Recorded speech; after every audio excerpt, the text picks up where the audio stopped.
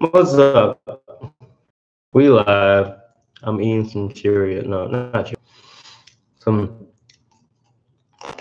food. We got. If you're watching in a rewatch, give me a second. Don't go anywhere.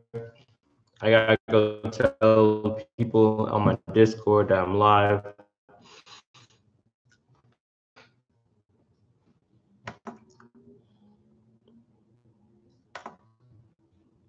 Which means that I need to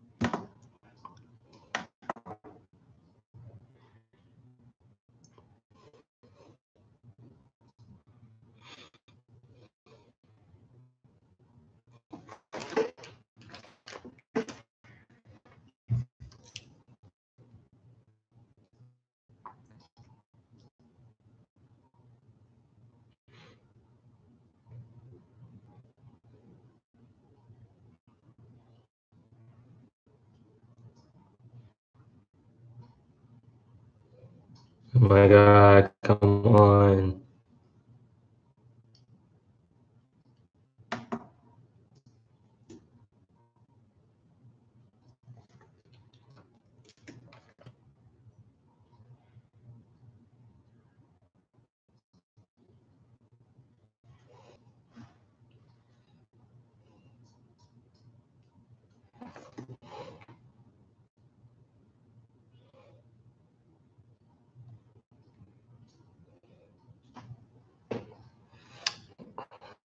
My Discord gets so slow, I swear. I don't know what the fuck, man.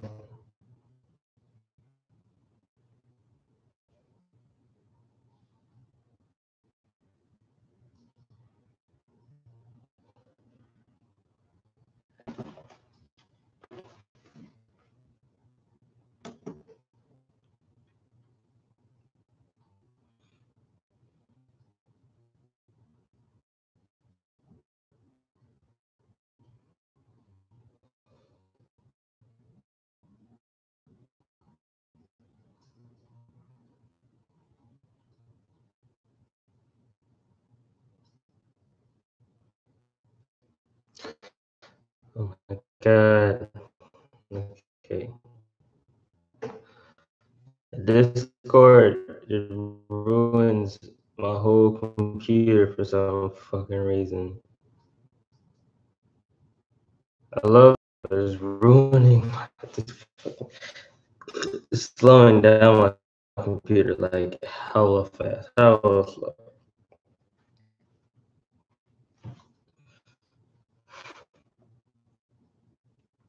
Like, oh my God.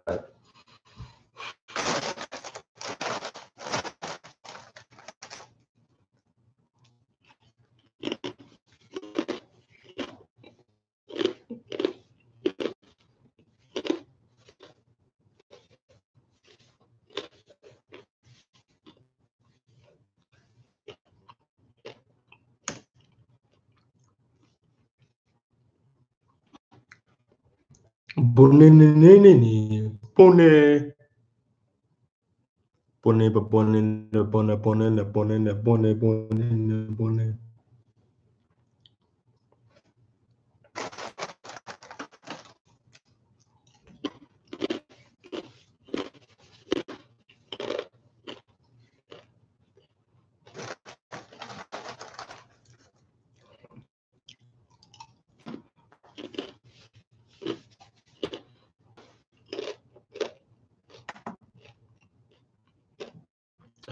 right?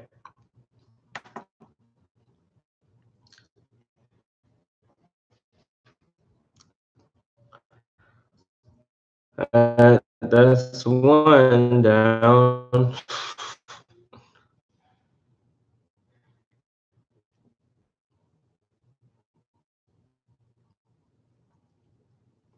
One up on.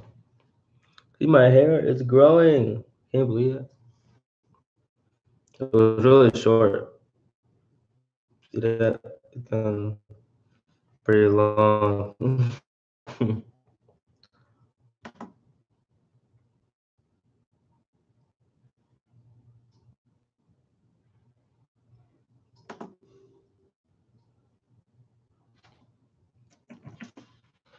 You don't have to talk, bro.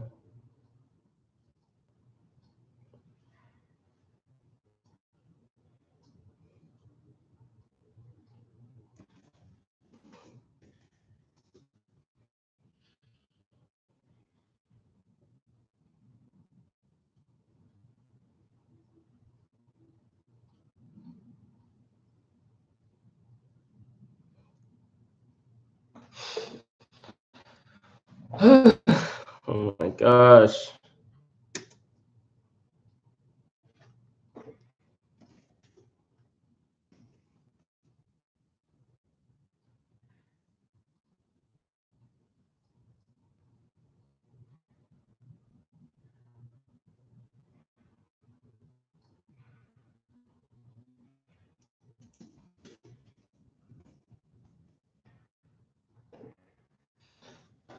Oh my goodness.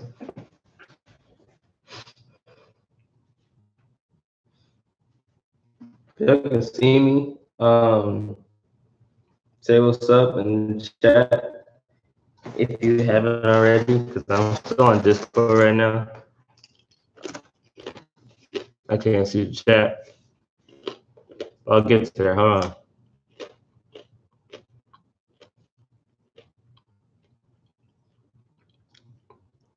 Oh, I think he. Oh, I think he was talking about said Infinity War, and he's like, "But I'm not feeling so good." Oh God, no! The memes is too much. It's too much. It's too much. I'm gonna delete everything else.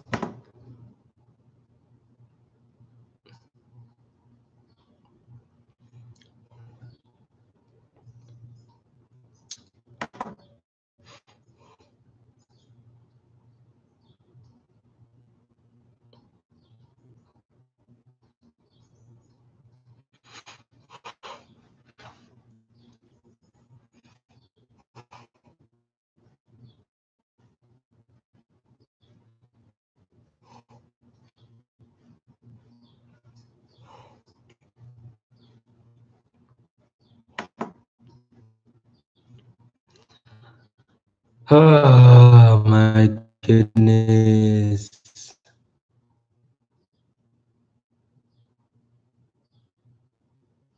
All right, so I'm just gonna talk about Infinity War. Just gonna talk, and then people come in. Have them talk about it too.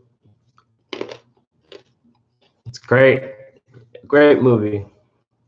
Love the movie. It's a great, good old movie. I loved it. It was interesting what happened in that movie. You know, like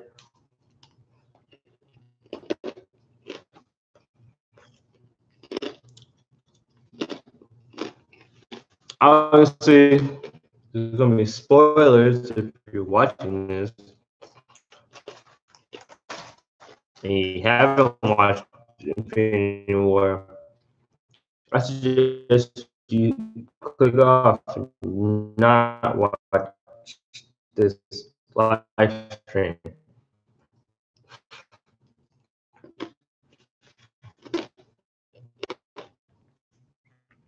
But if you have,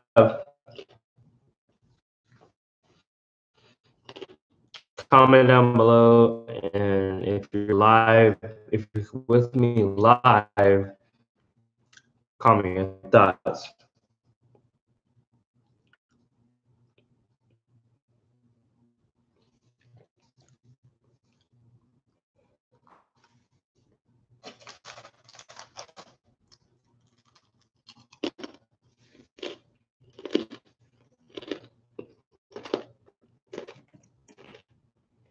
Damn, took some meds and fucked them up.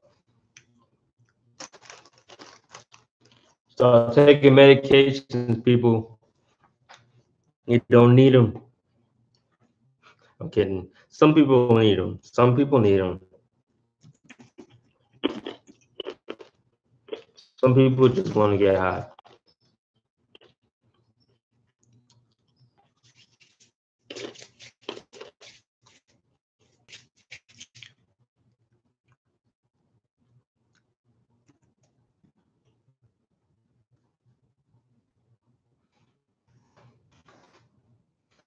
I don't know what happened to Markiplier's his Discord, but it just disappeared. I don't even know, like, I don't know if I got kicked from it. I don't know anything. I just know that it just disappeared.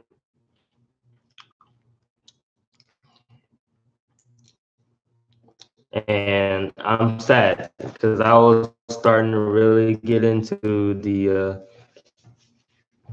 community, but no, now it's gone. As soon as I start getting into it.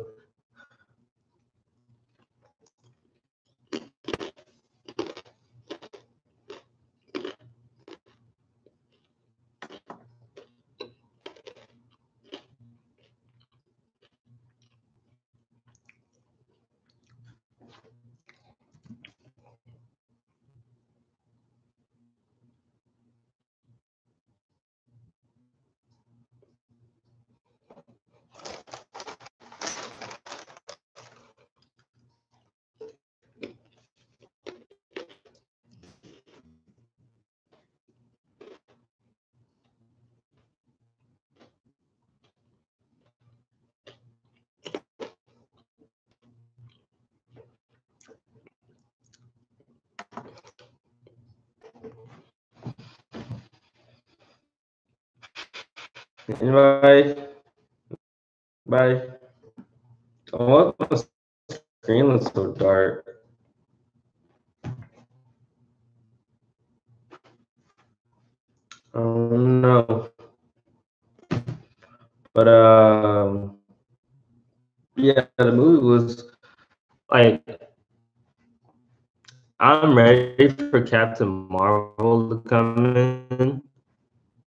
I really am. She's gonna be dope.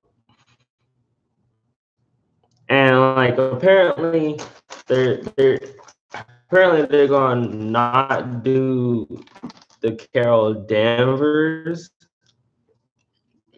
Captain Marvel, which is kind of stupid because that's the original Lady Captain Marvel. Oh, Miss Marvel. That's the original Miss Marvel. There's two. I guess there's two of them. One is Kamala Khan, which I don't have a problem with it. It's just like everything I've learned up to this point was all about Carol Danvers. Who the fuck is this Kamala Khan person? Like that's my reaction. Like,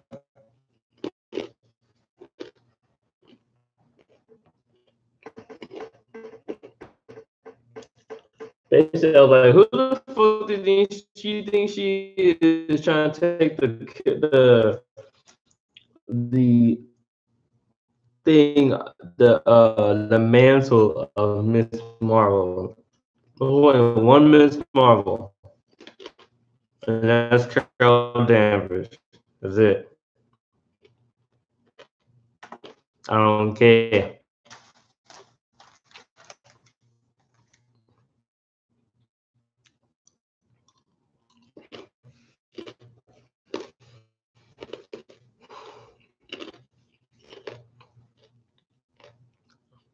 I'm probably gonna go listen to like all day. So it's gonna be an all day stream. So people have time to come in when they need to, when they want to, you know.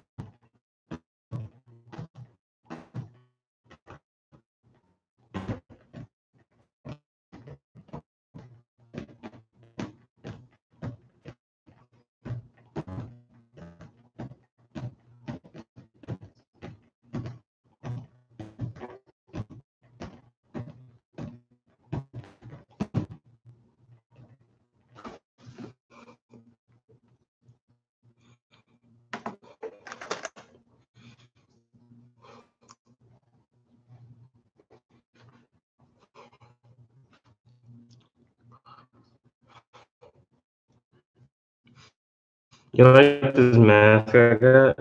It's not a mask. It's like a seamless handkerchief.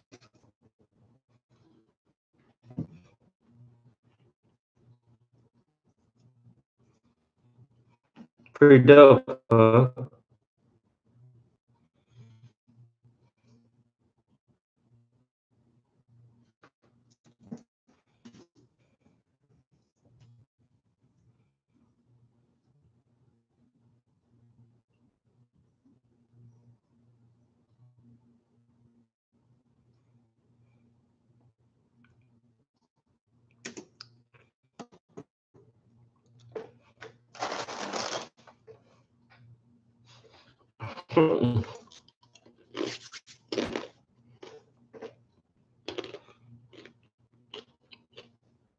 We are lit here, fam.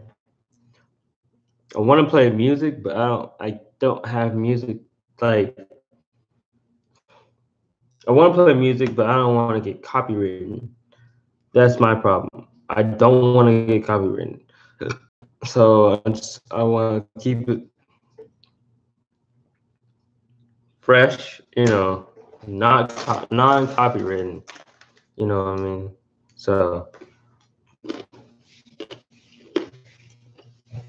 yeah.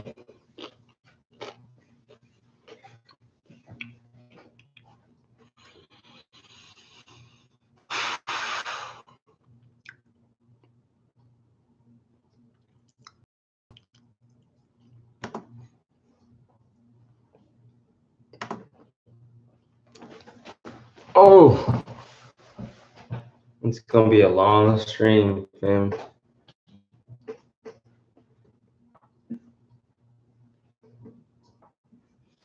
This is like my schedule, pretty much,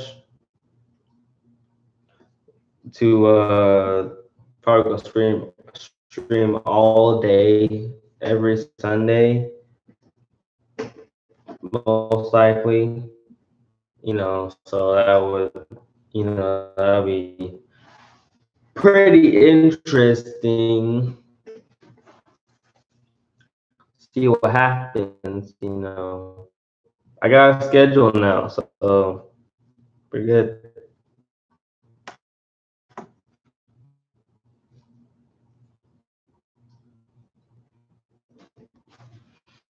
Oh my god, my Discord fucking work with me, man.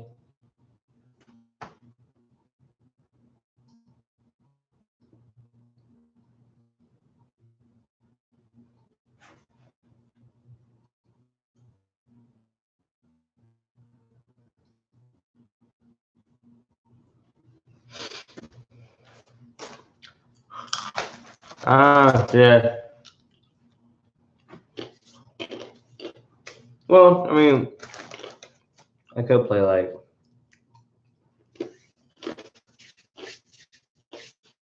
Do you want that? I don't know. I really don't know. Although, like, because I don't want to like play the same songs over and over again because I know that if I do, I'll find like certain songs that work, and then just gonna like you know use that, and I don't want to use the same music over and over again. Unless you guys want me to do that, then let me know because I'll be. It's up to y'all.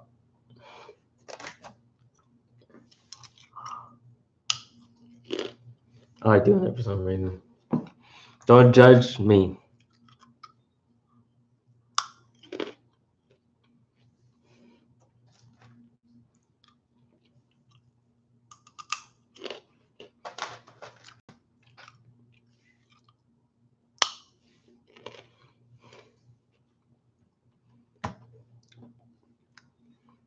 Anybody in here? Nope. Nope. Come on, Karen, work with me here.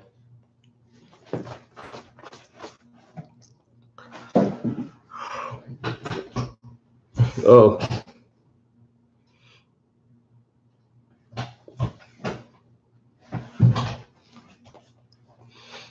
I got short. Oh.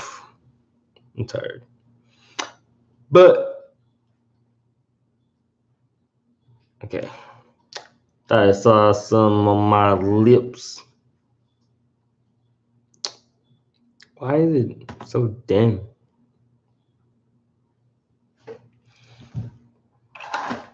Will these work? It's dark.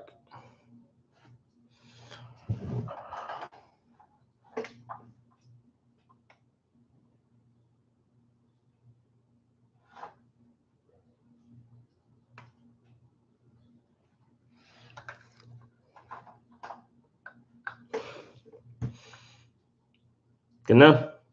See my face. Um.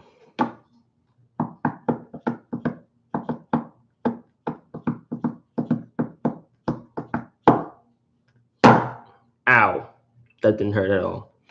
I don't know why. It's like a bad habit. Every time I like, it's supposed to hurt, but it doesn't. But I keep saying ow anyway. Like,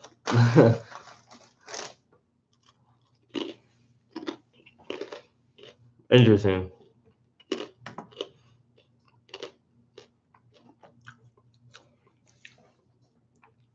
Can I like just move this over? Yeah.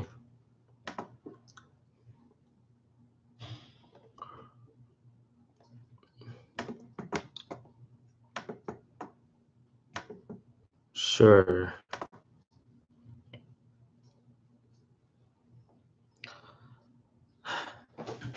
Oh. Wow. That's tiny.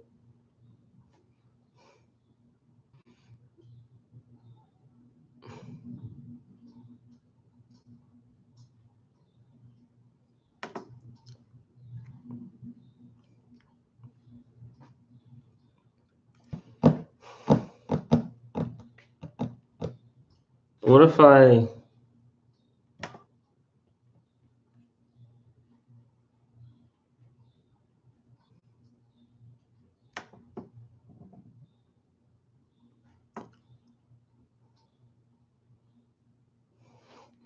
Come on, man. I'm trying to figure this shiz out. Hey, whoever's watching, what's up? How you doing, man? I don't know if you watch Infinity War. I hope you have, because that's what we're talking about today. Um, Infinity War, yeah, that's what happened. Yeah, that's the thing, man. We're doing Infinity. I'm just gonna say my thoughts, right? Look, the movie was great, obviously, but like, I feel like they could have done more. No, not even that. Like, not even done more. It's just that, first of all, Clint Barton, well, Hawkeye wasn't in there, and that's a problem because like Hawkeye is like the best character. Not really, but he's like okay, he's great character. It's just like you've seen this meme that's been like circulated around the internet is about how every movie that Hawkeye was in, he um they won, right? They won.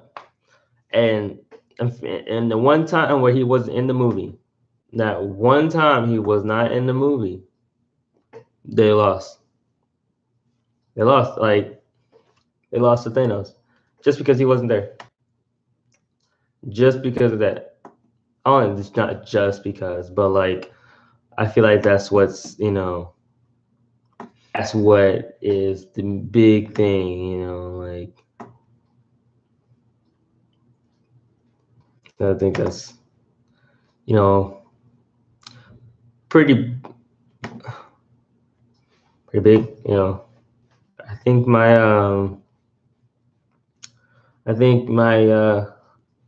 Discord froze. Nice. Give me a second.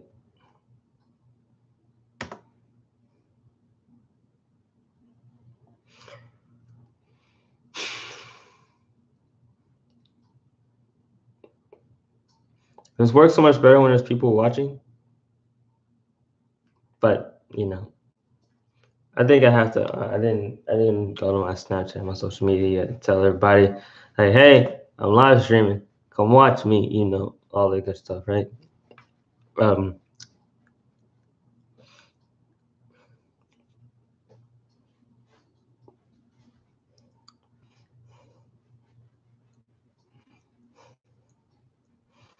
should I just get alive? Should I just get alive when I'm alone, hugging the pillow? I send down still.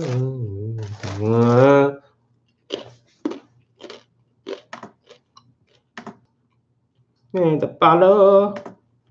Na, na, na, na, na, na, na. I get my phone. 1, 2, 3, 1, sleep, 1, I gotta fight all the night. Concentrate on this circus. I gotta fight all the night. I'm coming. Oh.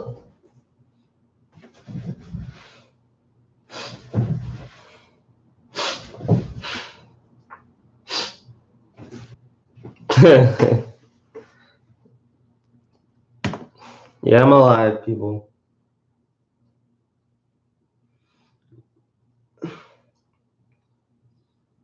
Oh God, that's creepy.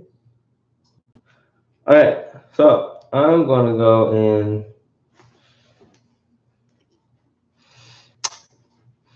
go message everybody and just say, "Hey, I'm live. Come check me out."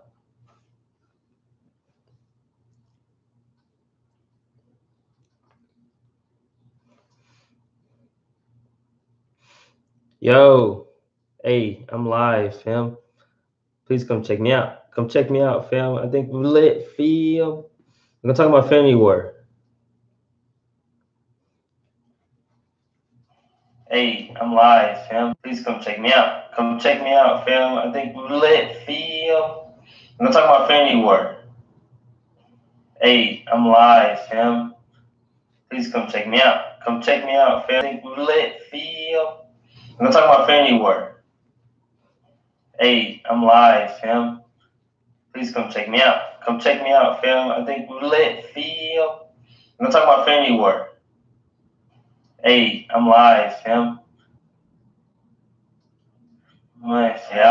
Yeah. Live, fam. Please come check me out. Come check me out, fam. I think we lit, fam. I'm gonna talk about family war.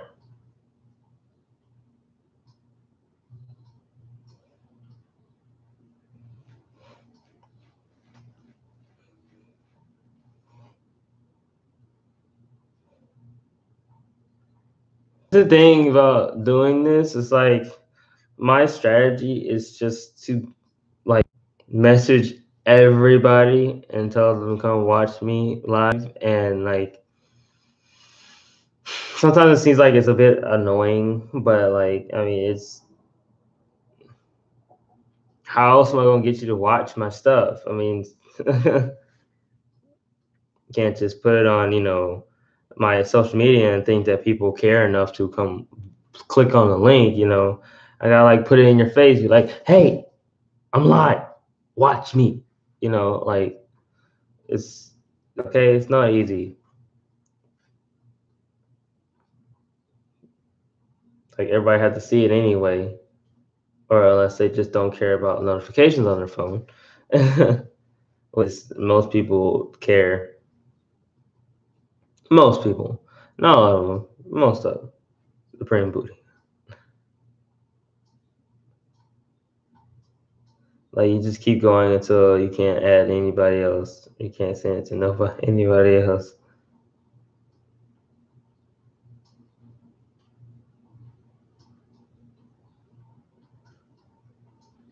Take my life, take my life. I got a Chris Plus with Starfish.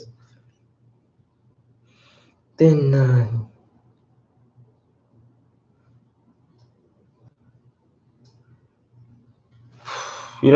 like theories and stuff. Like I feel like I have a lot of good theories, quote unquote, and it's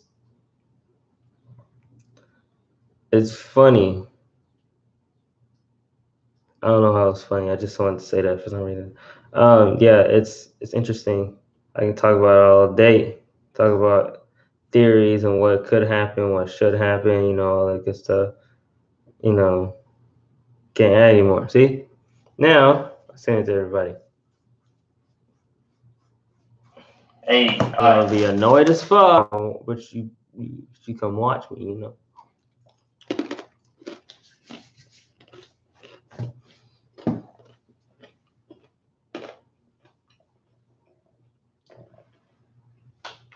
Oh.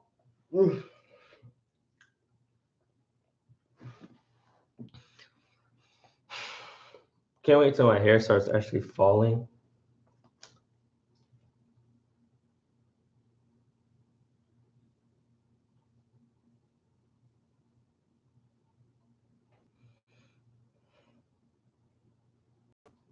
People send me stuff.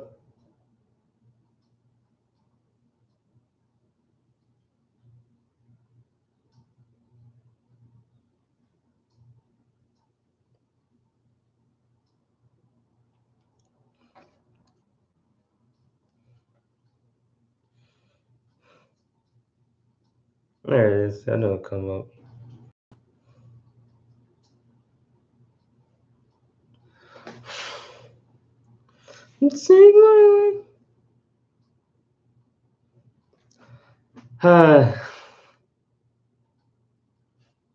Man, I can't wait to the day where I can just live stream randomly and hundreds of people is already watching just because they enjoy my content.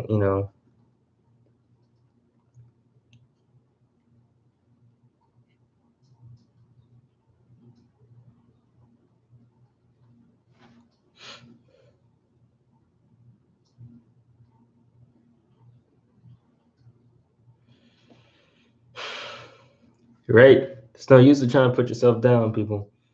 Don't put yourself down. Just, be yourself. And somebody else may have more experience than you, but you can still gain that experience that they have by at it. Yeah, I don't know. I just wanted to say that.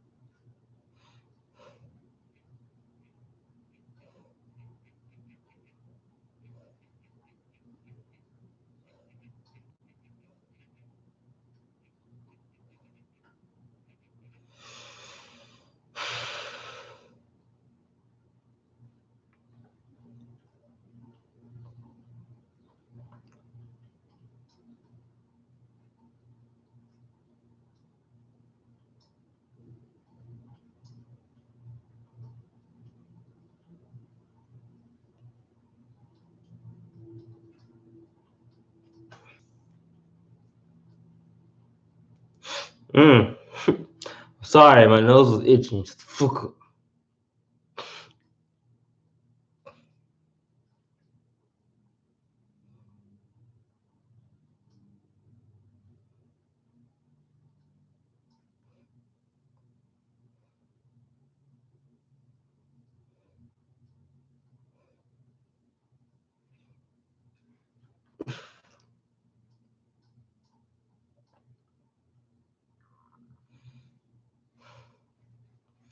To be and remind people that I'm live. Can I watch myself live? I'm gonna see if I can. That would be funny. Yep. Hey, I'm live, fam.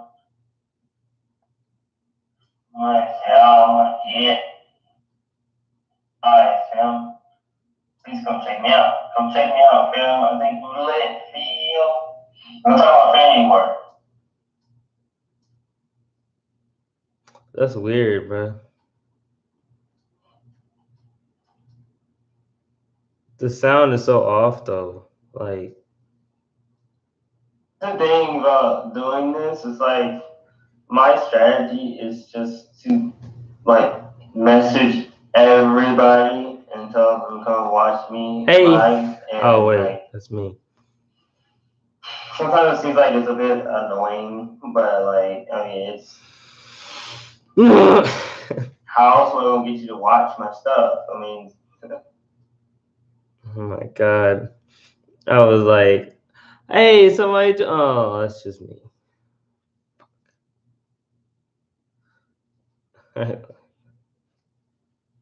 That's sad shit right there. That's sad shit right there, bro. I was like, oh my god, no.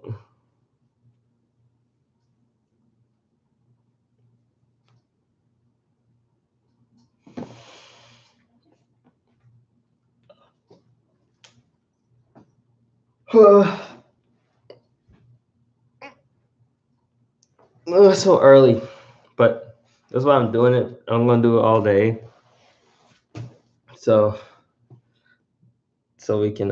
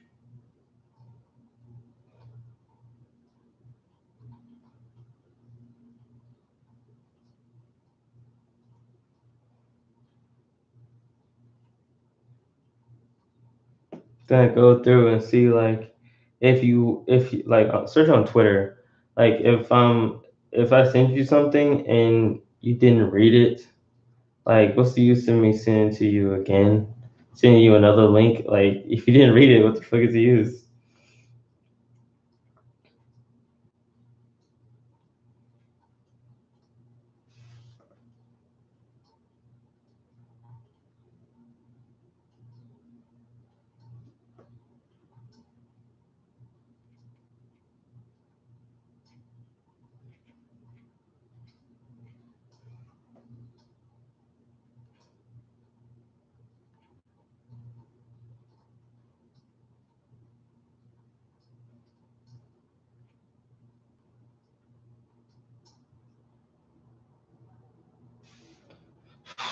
Man,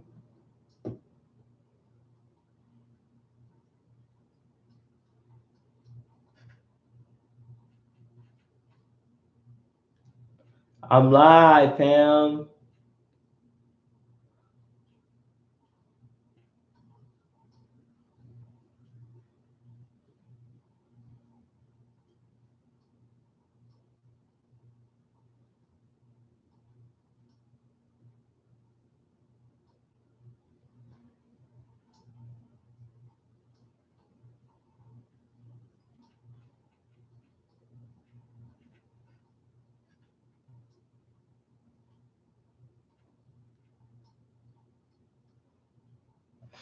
I will start talking about it, but I need people like to communicate with me back from live streaming. It's not I can't just talk to nobody. Like what the fuck?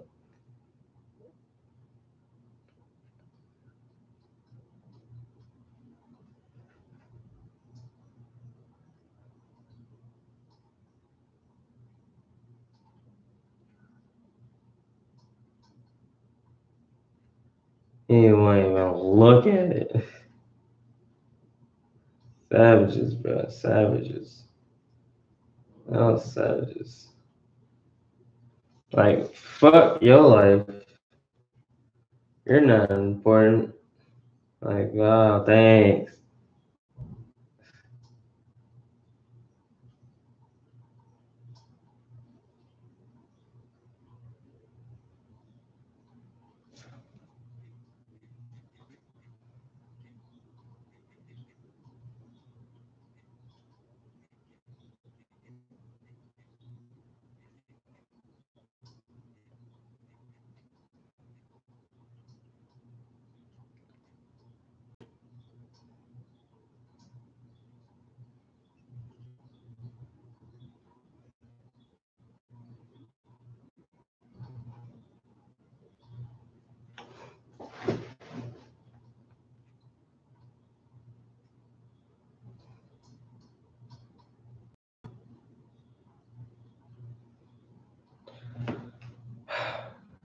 I'm trying, man.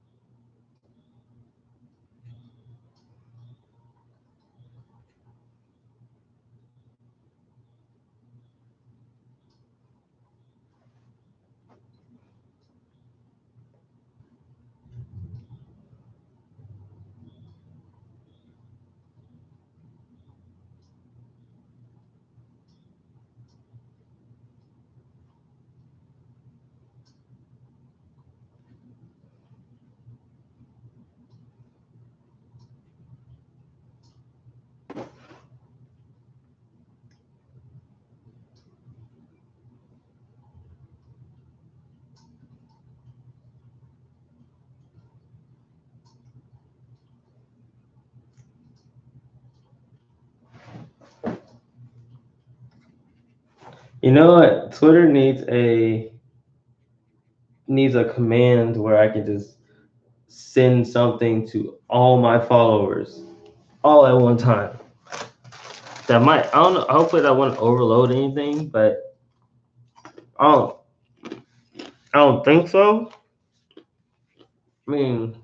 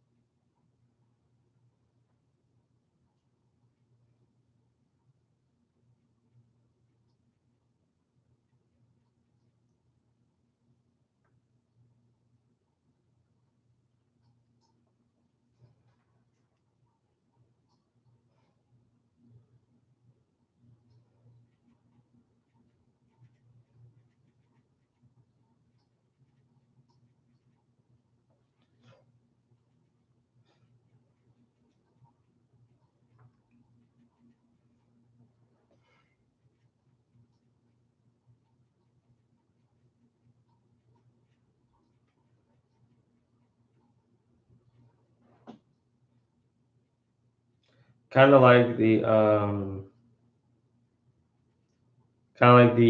the at everyone command.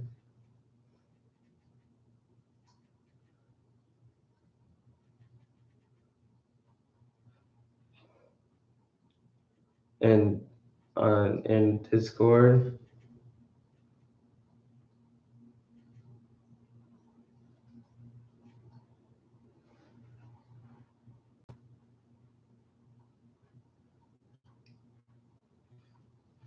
That would be dope. That would be dope.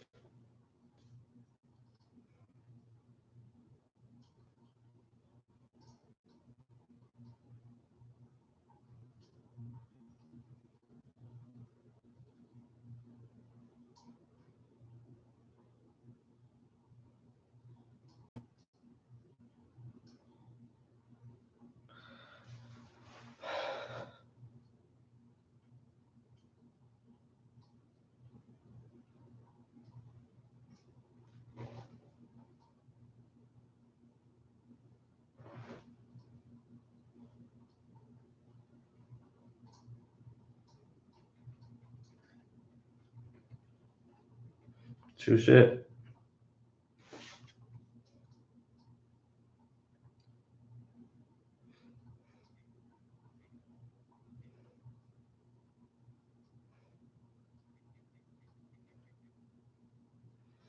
True shit. The second you stop doing something for somebody else, they tend to disappear because you're not helping them out. So what's the use of them staying, right? I feel like that's how everybody is though. Like if you're not helping me, what's the use of me talking to you? Like if you're not helping me, like you're not helping me, you're not giving me good ideas, advice, or anything. You're not doing anything to me. You're just there. Like no.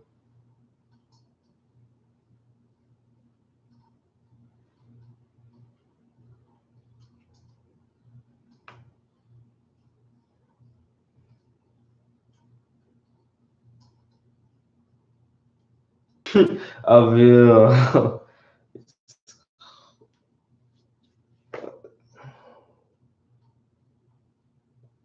That's funny.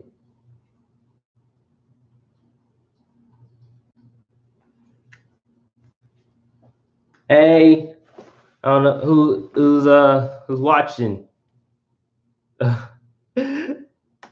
Wakanda forever. Or is it five ever? Wakanda five ever. True, bro.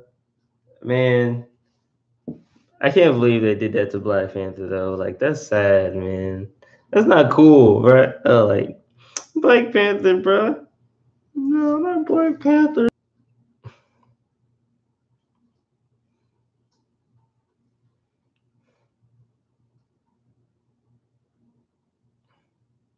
It's fucking hilarious. It was a great movie. With my suit, washing man, it's good. Hey, bro, that's dope, man. Sweet, I'll take it. What suit are you making? What suit is it? Is it like you making a Spider-Man suit or what? That'd be dope if you did. If you was making a Spider-Man suit. Hey, Dead Channel. Dead Channel. What's up, man? I'm good, man. I'm so good. Really good. I'm gonna be here like probably all day. So you're ready for a lot of awkward silences.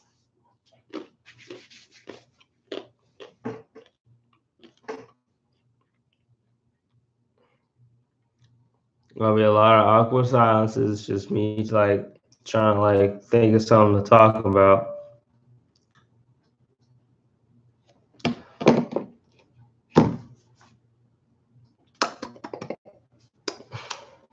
Man, Thanos is just too much, bro. It really is. Like, I wonder like what else they could do with him in the future. Like what could they do with him? Like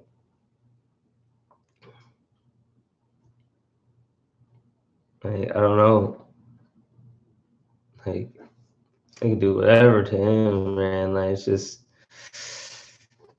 I don't know. Like they could.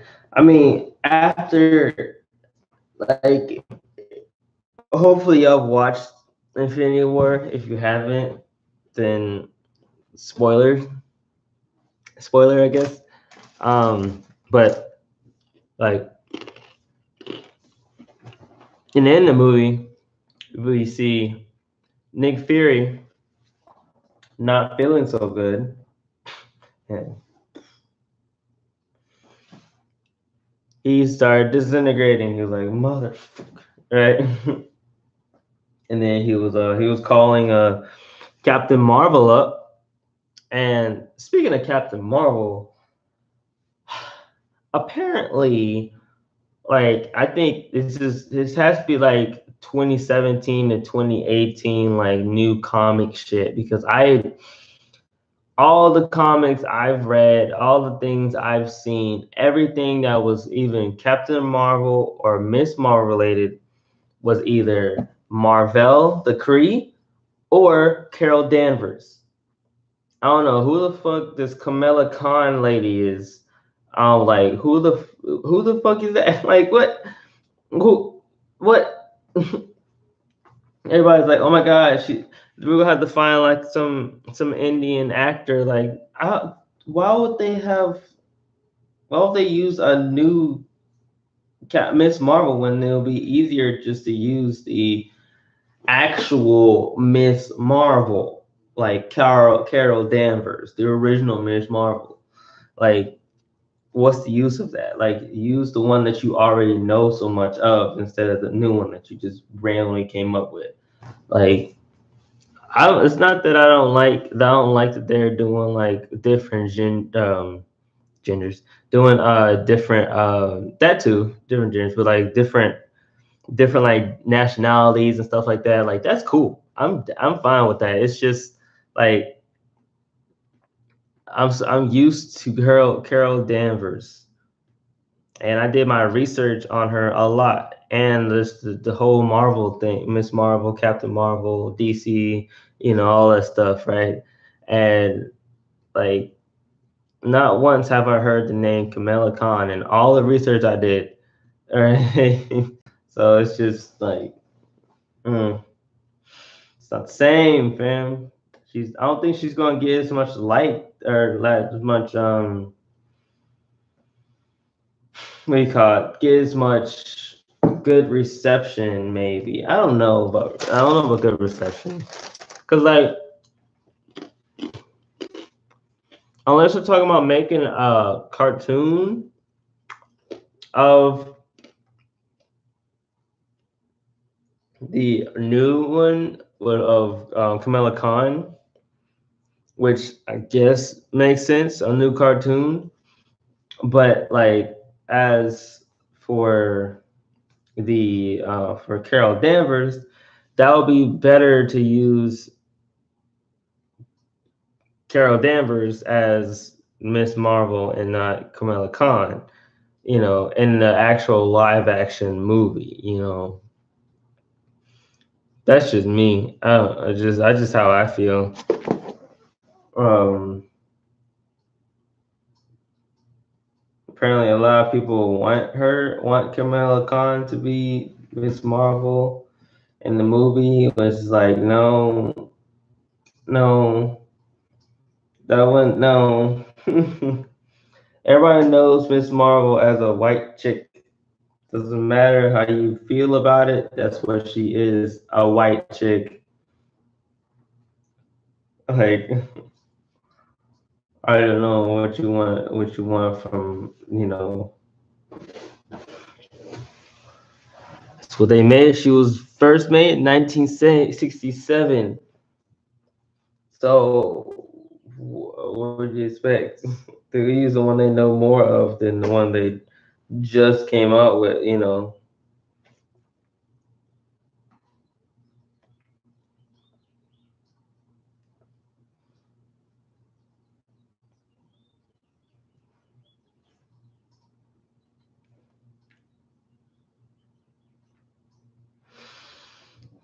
Why does the thing keep doing that?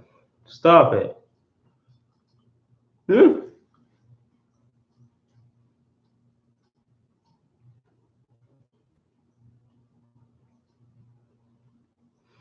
Like, I don't know what they want from us. Like, not from us. I'm not the one making the movie, but what they want from the people. Like, just do Carol Danvers, and you'll be all right. Right?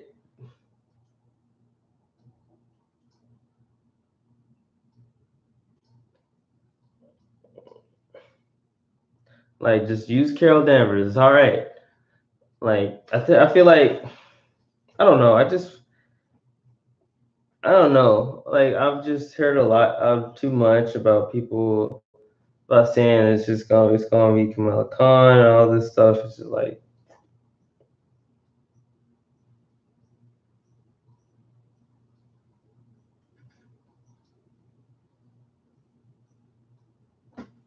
it's just,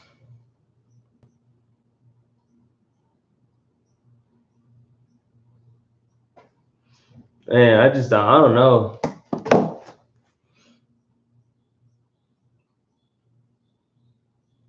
Sadness, sadness, man. Um, like trying to figure out like what the she's dead, man. She's dead. That sucks, bro. Uh,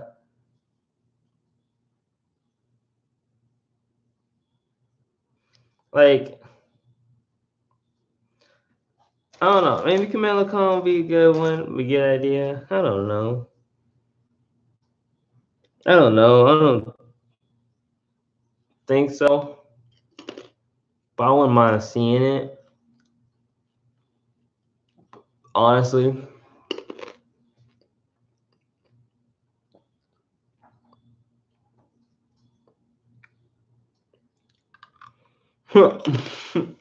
Okay. So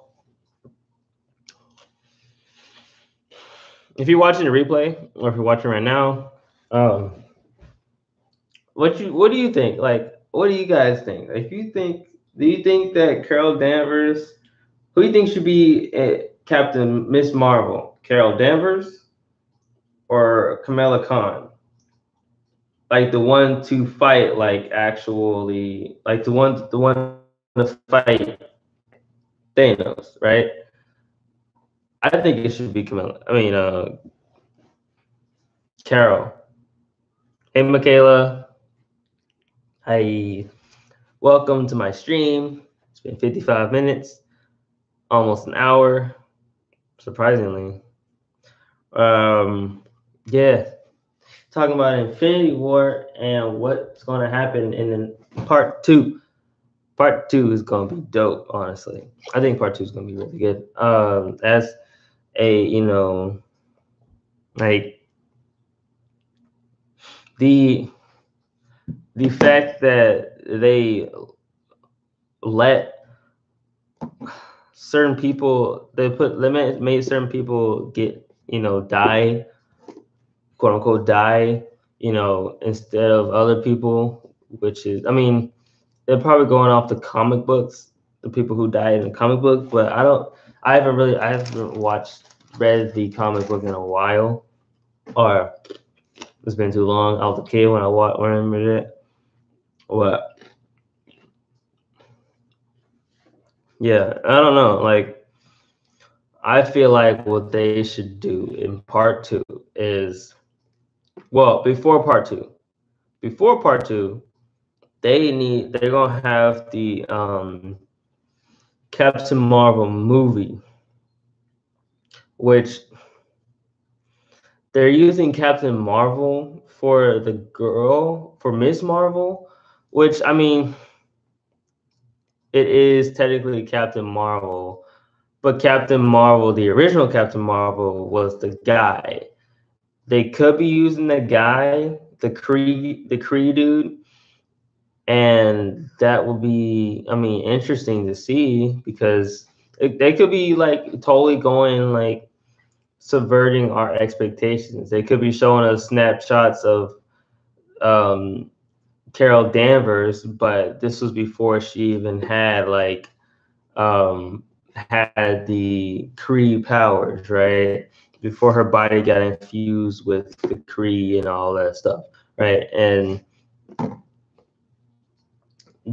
like she knew she but she because the thing is, she knew of Mar-vell, which is Captain Marvel, the original, the guy. Like, she knew of Mar-vell, the Kree, before, like, she even, like, years before she even turned into Miss Marvel, right? And that, I mean, they could do that, but it seemed like the pictures they're giving us, it seems like it's like she already has the suit and everything, which she didn't get the suit until she got infused with Kree, Kree DNA, and like, I don't know what they're trying to do with this Captain Marvel movie. Now that I think about it, it's like,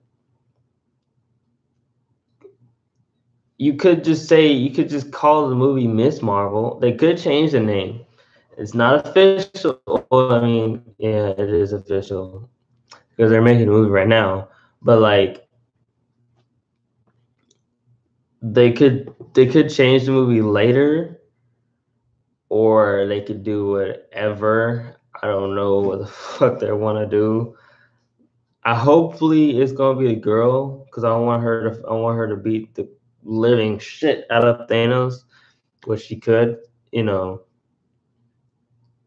it's just that she's not like, way stronger than him. She's just gotta like be smart and fight him, using tactics, in which she is good at that. You know, I don't know about Mar-vell. I still gotta look into his backstory and stuff. But uh, I feel like it's gonna be a good movie.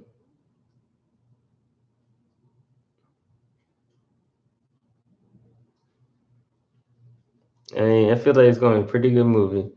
Um, I don't know, like, how.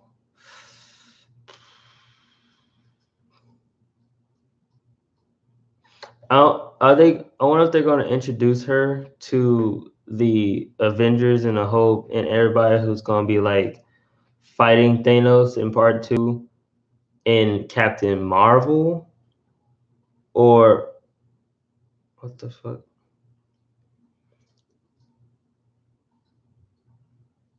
Oh, okay. I would say, like, don't be lying to me, fam. My creator studio was like, "You don't have any videos. You're lying." Anyway, yeah. So that's my thoughts. I feel like, um,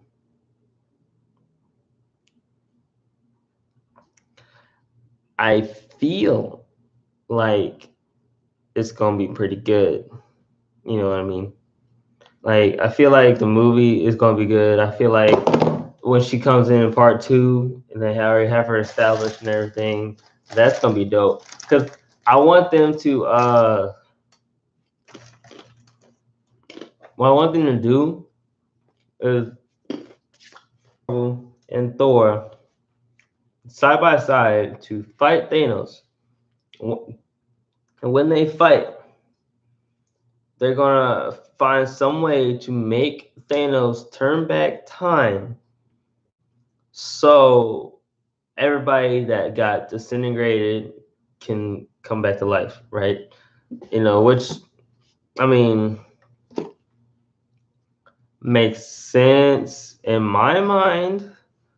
Not saying it makes total sense, but it makes sense in my mind. How's that?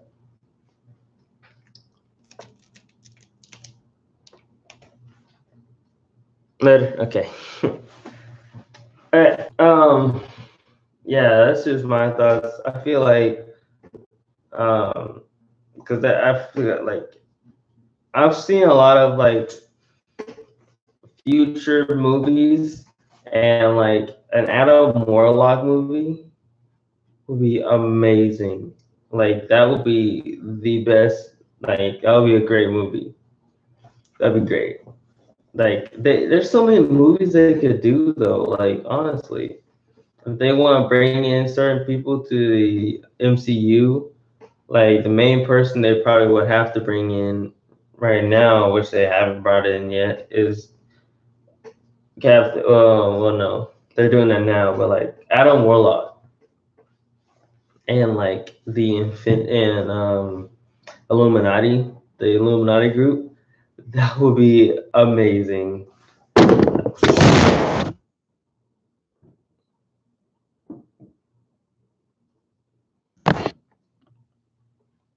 You saw nothing.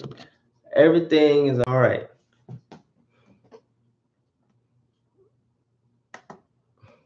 I accidentally put two. Anyway, yeah. So, oh, I'm so tired. I just woke up. Mm, I'm so annoyed. Like my whole shoulder is just peeling up like really badly, and it's annoying.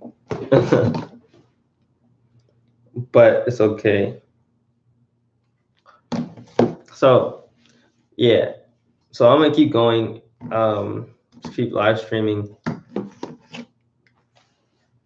I I want to play music, but I don't want to play music at the same time because I don't want copyright, right? So yeah, but we'll see, we'll see. What's next? What's another movie? If you have any thoughts or anything, please, you know, let me know. Comments in the chat, all that good stuff, right? Probably most likely in the comments. A lot of people's gonna be watching after the video is done, so but if you're watching now, which there's one person watching right now, let me know your thoughts. I hope you're not like ghost watching and you don't want to watch me or you don't want to like comment or something. Let me know so. Oh, I scared like what? Okay. Yeah.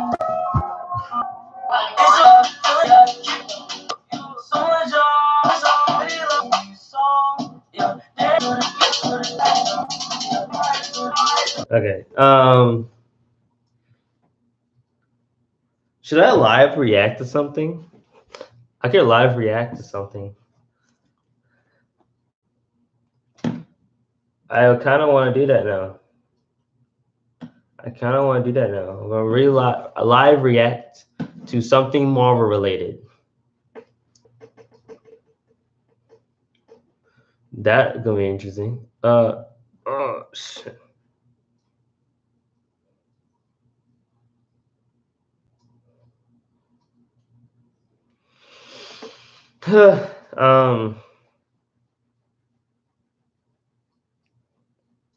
Film theory. I always have some good stuff about Marvel. Homo update. Taco dude, bro, he's hilarious.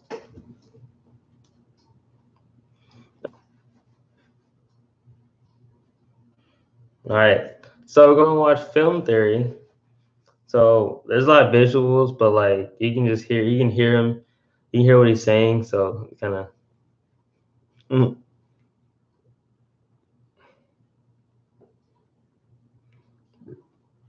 Who is Thanos? Let me spell it for you. T is for Tesla space in Yuya. Either it's O-O-E-R-E. N is for necklace, not Agamot's for E. Loki. It's a film theory.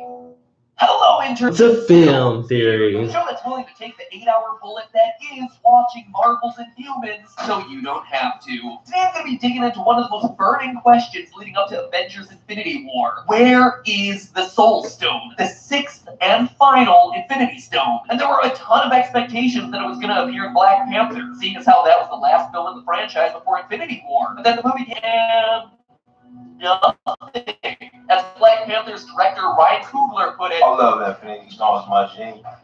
Comic book fan. It's just what kind of has already has this theme, which is vibranium. For us, that was special enough. So to throw in something like another special theme didn't feel right. So where's this thing hiding? Well, I don't know what all the internet hoopla is about, because here's the thing: we already know where it is. Hiding in plain sight. So here's your spoiler alert for the whole of the MCU, as today we're going to weave through the massive plot of the 18-movie, 10-television show Marvel Universe to find the real answer to where this glowing piece of radical rock has been hiding all along. Before creation itself, there were six singular stones. You know how in school you have mnemonic devices like "Please excuse my dear aunt" is there to help you remember the proper order of operations, parenthesis, exponent, multiplication, division, addition, subtraction? Well, if you want to impress your friends as you walk into Infinity War later this week, the location of the Infinity Stones function largely the same way. All you need to remember is Thanos, just like the SpongeBob song I sang. But they're not dead. I don't feel like they're dead. Thor's not dead. Thor's not. Wait, what? Why do you say Thor 2? Thor is not dead.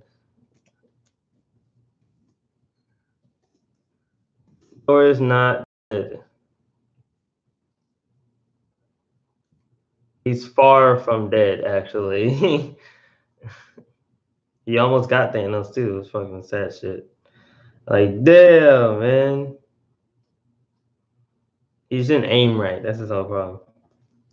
Back to the episode, because each one corresponds with a letter in Thanos' name. T is for Tesseract, which hides the blue space stone. As confirmed by the Infinity War trailers, we know Loki has it, stealing it away from the treasury of Asgard at the end of Thor Ragnarok. H, well, I'm gonna get to that one later. A is for Aether, which honestly means nothing to you if you skipped over Thor the Dark World. And who can blame you for that one? Thor the Dark World literally cured me of insomnia I was having a couple months back. So put that one on your Google Play review score. Basically, the Aether is just a bunch of raspberry jelly sandwiched between two rocks with the superpower of making the final battle really. Since Asgard already had the Tesseract at the end of Dark World, they were totally like, yeah, thanks, but no thanks, but we already got one of these ultra powerful stones. So instead, they hand it off to this guy, the Collector, at the end of the movie. And during Thor's awkward bath time in the middle of Age of Ultron, solidify reality stone. N is for necklace. Photo. Doctor Strange's time-controlling amulet, which, fittingly enough, contains the green time stone. But as far as I'm concerned, it might as well be called the retcon stone. Am I right? Get it? They just retcon the shit out of everything. Just go back in time, just restore it. True shit right there. That's true. Because once you can reverse time, literally nothing has consequences. Up top. Okay.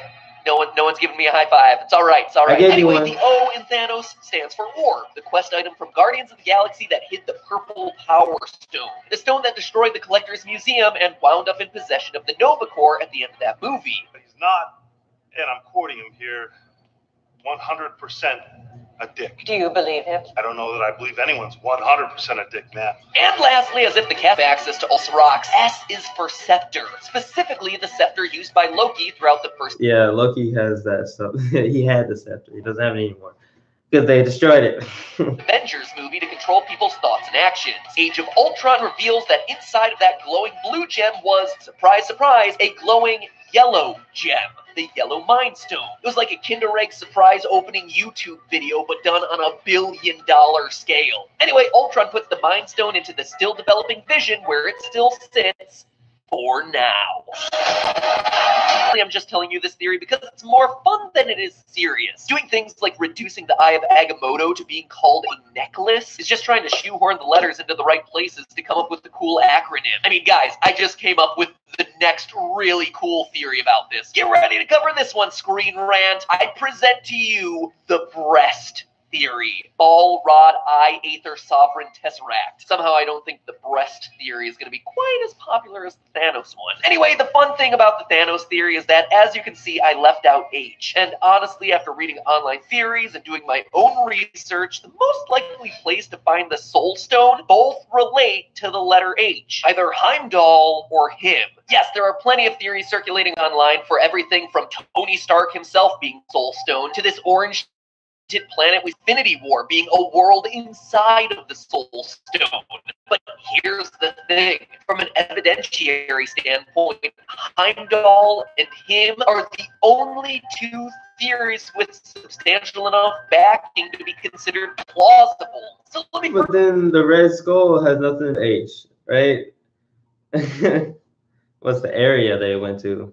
Let's go through the Heimdall theory because personally it's my favorite of the bunch and the one that I'm rooting for to happen. And then I'll cover, honestly, seems very clearly where this whole soul train is headed for sure, is that the Soul Stone is colored orange. We see as much in the Collector's screen when he's describing the Infinity Stones to the Guardians of the Galaxy. And throughout the Marvel Cinematic Universe, when a character gets exposed to an Infinity Stone, their eyes glow in that color. Ronan the Accuser in Guardians, purple eyes only after he gets the Power Stone.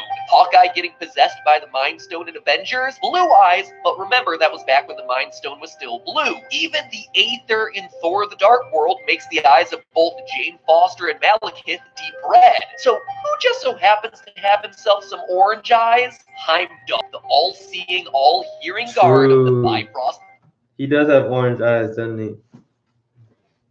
That's not where it is. That's not where it was. And it's not just that his eyes are orange, but his fair amount of screen time, dramatic close-ups, scene which he's giving sight to others, and probably most suspicious of all, Thor's vision in Age of Ultron, where he actually sees the other 5 stones. Heimdall in this scene, blind. His orange eyes have disappeared. Perhaps the Soul Stone has been removed from his body and sightless. Heimdall even explicitly says in Thor 2 that he can...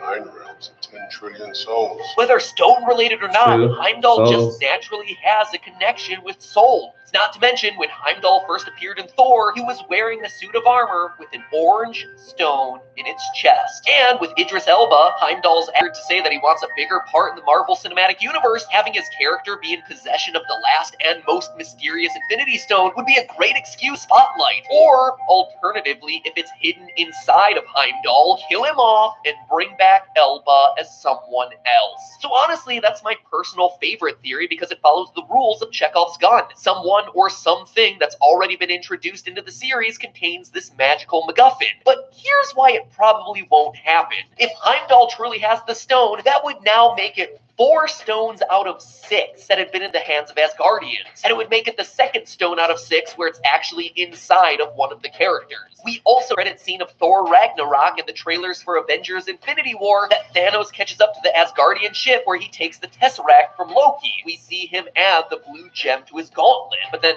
who else is on that ship? none other than Heimdall. And with Thanos having a natural connection to the stones, it would be odd for him to get one and not the other. Just not a very efficient trip. Plus, we get plenty of close-ups of Thanos' Infinity Gauntlet, and it only has a couple stones. Unless, of course, the trailers have been CGI altered to hide that Thanos has the stone in his gauntlet already, like they hid Thor's missing eye in Ragnarok. But again, I don't really think that's the case here. Because, like I said, we've seen the Soul Stone already, so this whole big mystery feels kind of moot. The Soul Stone is here. It's the glowing rock at the top of this birthing pod at the end of Guardians of the Galaxy 2. I don't know why none of the other online theories have talked about this thing. You notice how it's slightly bigger than all the other Infinity Gems, just like the gauntlet space for the Soul Stone? It's even glowing a yellow-orange, which totally fits the color. And if you're wondering about color and whether that's yellow or orange, Thor's vision in Age of Ultron actually makes the Mind Stone look to be more orange than it is yellow, so color correction on these two stones is a bit wacky right now. I think I shall call him Adam. Now, if you're not a hardcore comics fan, Oh, you yeah. Yes.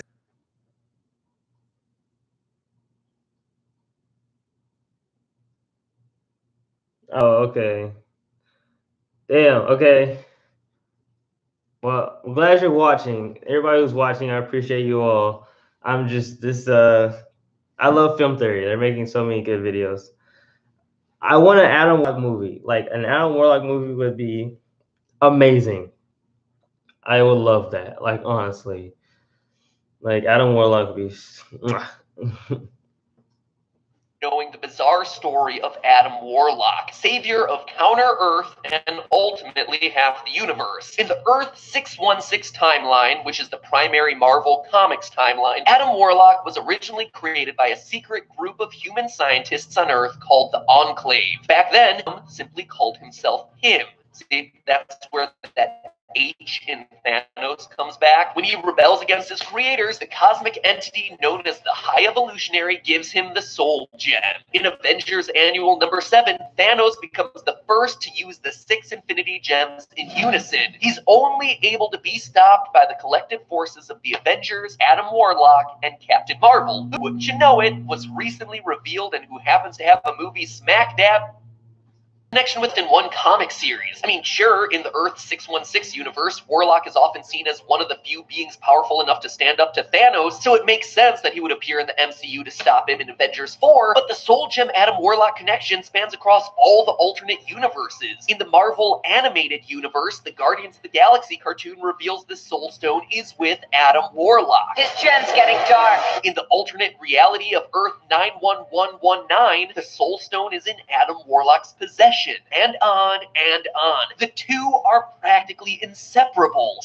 But if that's true, then okay, then where was Adam Warlock in Infinity War? Like they didn't put him in the movie. He wasn't there.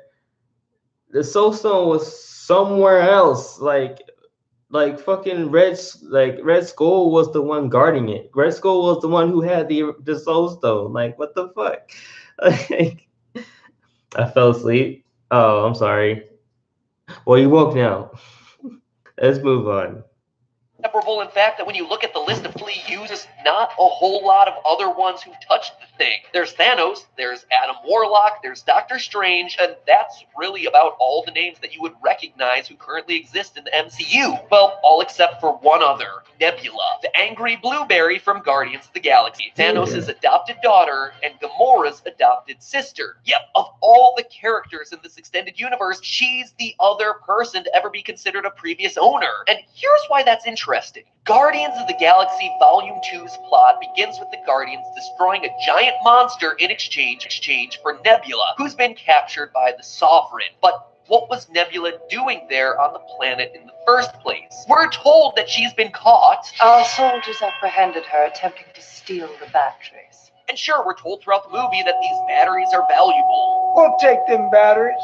They're worth what, $250,000 on the open market? And that The batteries, they are exceptionally combustible and could destroy the entire fleet. but Nebula as a character isn't driven by money, she's driven by revenge. As a child, my father would have Gamora and me battle one another in training. Every time my sister prevailed, my father would replace a piece of me with machinery. So after I murder my sister, I will buy a warship with every conceivable instrument of death. I will hunt my father like a dog, and I will tear him apart slowly. peace. She isn't out for fortune. She is She just actively wants to trying kill. to kill Thanos. And the best way to do that would be with an Infinity Stone. The last Infinity Stone. The Soul Stone that she knows happens to be on the Sovereign Planet, and that winds up powering the Adam Warlock rebirthing chamber. At the beginning of the movie, clearly the Infinity Stones are on Nebula's mind. You hate me. You left me there while you stole that stone for yourself. And yet here you stand, a hero. This line might be easy enough to write off as a It's simple because reference. Gamora was supposed to get it, but she didn't want to get it because she didn't want Thanos to know she had it. So she like hid it pretty much. She burned In it. the first film, but even still, it feels out of place. Think about it, this is what Nebulas could be here. Step 1, steal the Soul Stone. Step 2, kill your family. Step 3, profit. Now, I can hear some of your Vulture cosplay feathers ruffling already because Adam isn't officially slated to appear until Guardians of the Galaxy 3. And MCU head honcho Kevin Feige officially claimed that Adam won't be in the Avengers movies. But remember, he also claimed that Captain Mar-vell wouldn't be in Infinity War. And let's just see what the Russo brothers have to say about that one.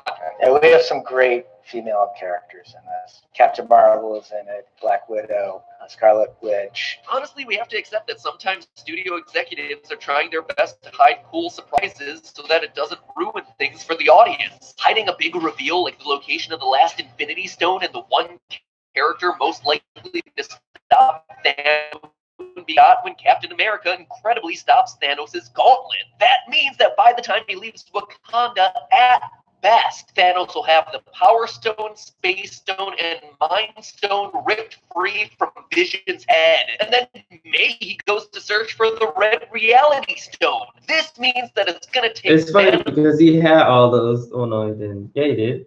He had the Reality Stone. He been had the Reality Stone for a while. Like, he got the Reality... That was one of the... Well, he got the Power Stone, the Space Stone, and then he got the Reality Stone before he got the Soul Stone and the Mind Stone, right? He been had the Reality Stone. That's before it all. About one movie to collect at least 3 and maybe 4 Infinity Stones. And that's already a ton of stuff to cram into the space of one movie event. He got all of them. He got all of them in the first movie. He got another one, like, oh my God. This movie coming out just around the corner, it would make perfect sense that the next movie would center around his quest for the rest of the stones. So there you have it. The Soul Stone, in my humble opinion, should be kept within Heimdall, but it's probably more likely in Adam Warlock. Either way, we probably won't get a good look at the Soul Stone at all until Avengers 4. I also wouldn't be surprised if it didn't show up at all in either Infinity War movie, with it being the primary MacGuffin for Phase 4 of Mar-vell. Or who knows, Mar-vell might just pull a Star Wars and have Thanos throw the completed Infinity Gauntlet off a cliff. But hey, that's just a theory. A film theory. And you're bummed out that you won't get to see a Soul Stone for another 2 movies? Take consolation on YouTube, in the form of lots of videos about shiny rocks. Now, I've talked about this before, but I've had a fascination with shiny gems, crystals, and rocks that probably have magical powers for as long as I can remember. So when I'm not theorizing about Infinity Stones, I still love learning about their...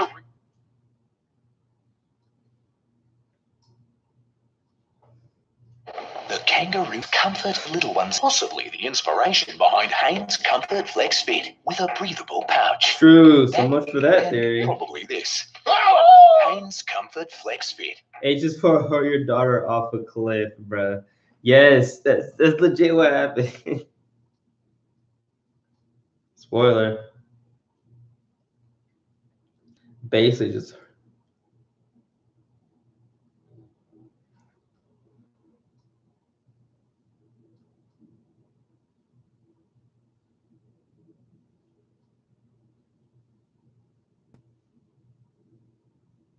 That was a good joke. Hurt your daughter off a cliff.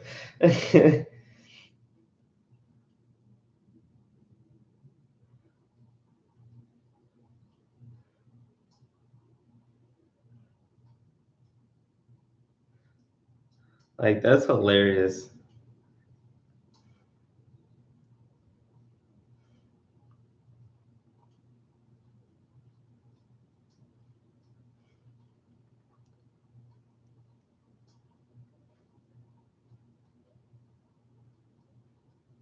It makes zero sense of how Red Skull survived that shit, but he did.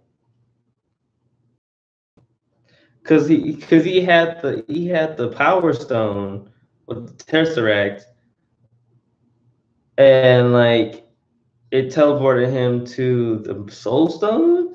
Like what? No.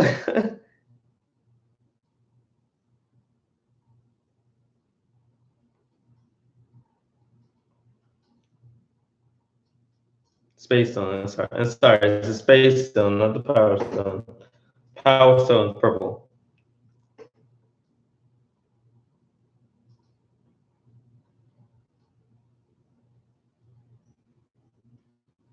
Yeah, most people didn't think he was dead, but it was like.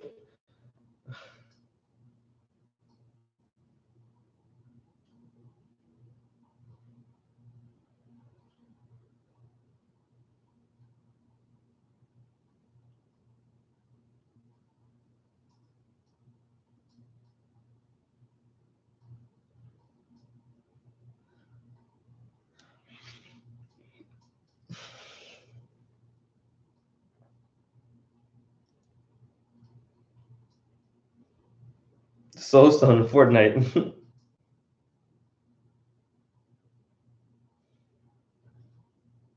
You were so wrong, Matt. You were so wrong. It was so off. Like they didn't even like hint of Adam Warlock at all in the movie. Like there was no hinting at all. Like it's crazy. Like they didn't even hint that or Heimdall. Like they just like, oh yeah, Red Skull has it.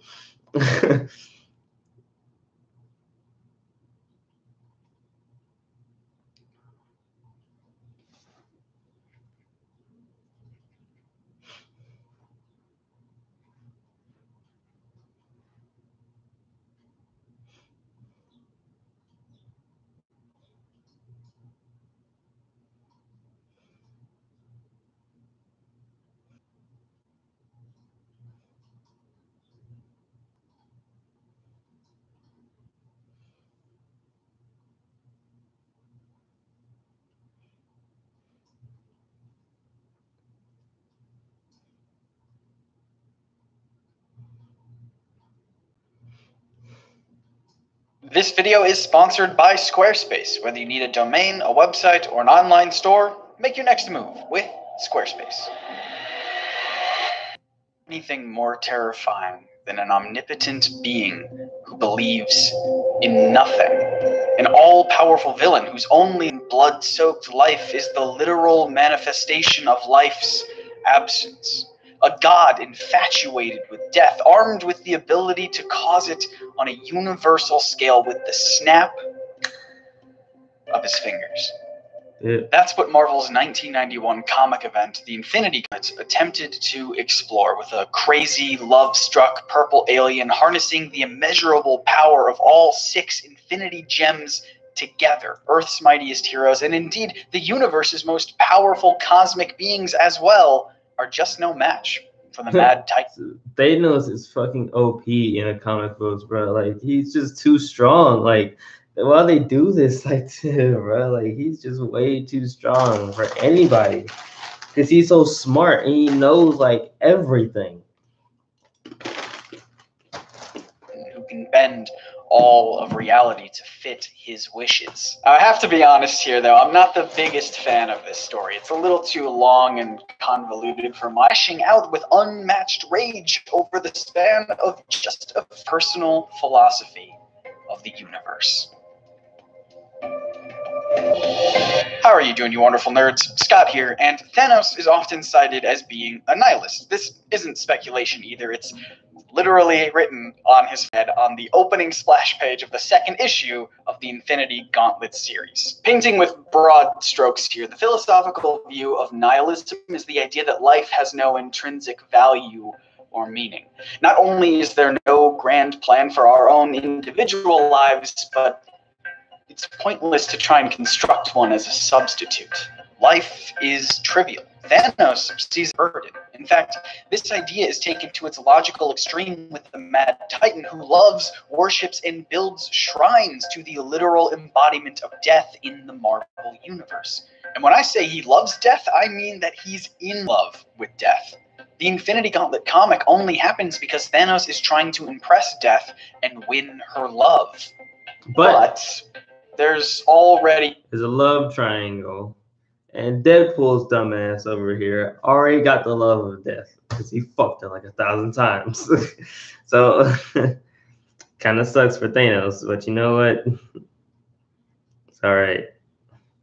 A problem here. Philism faces a massive contradiction.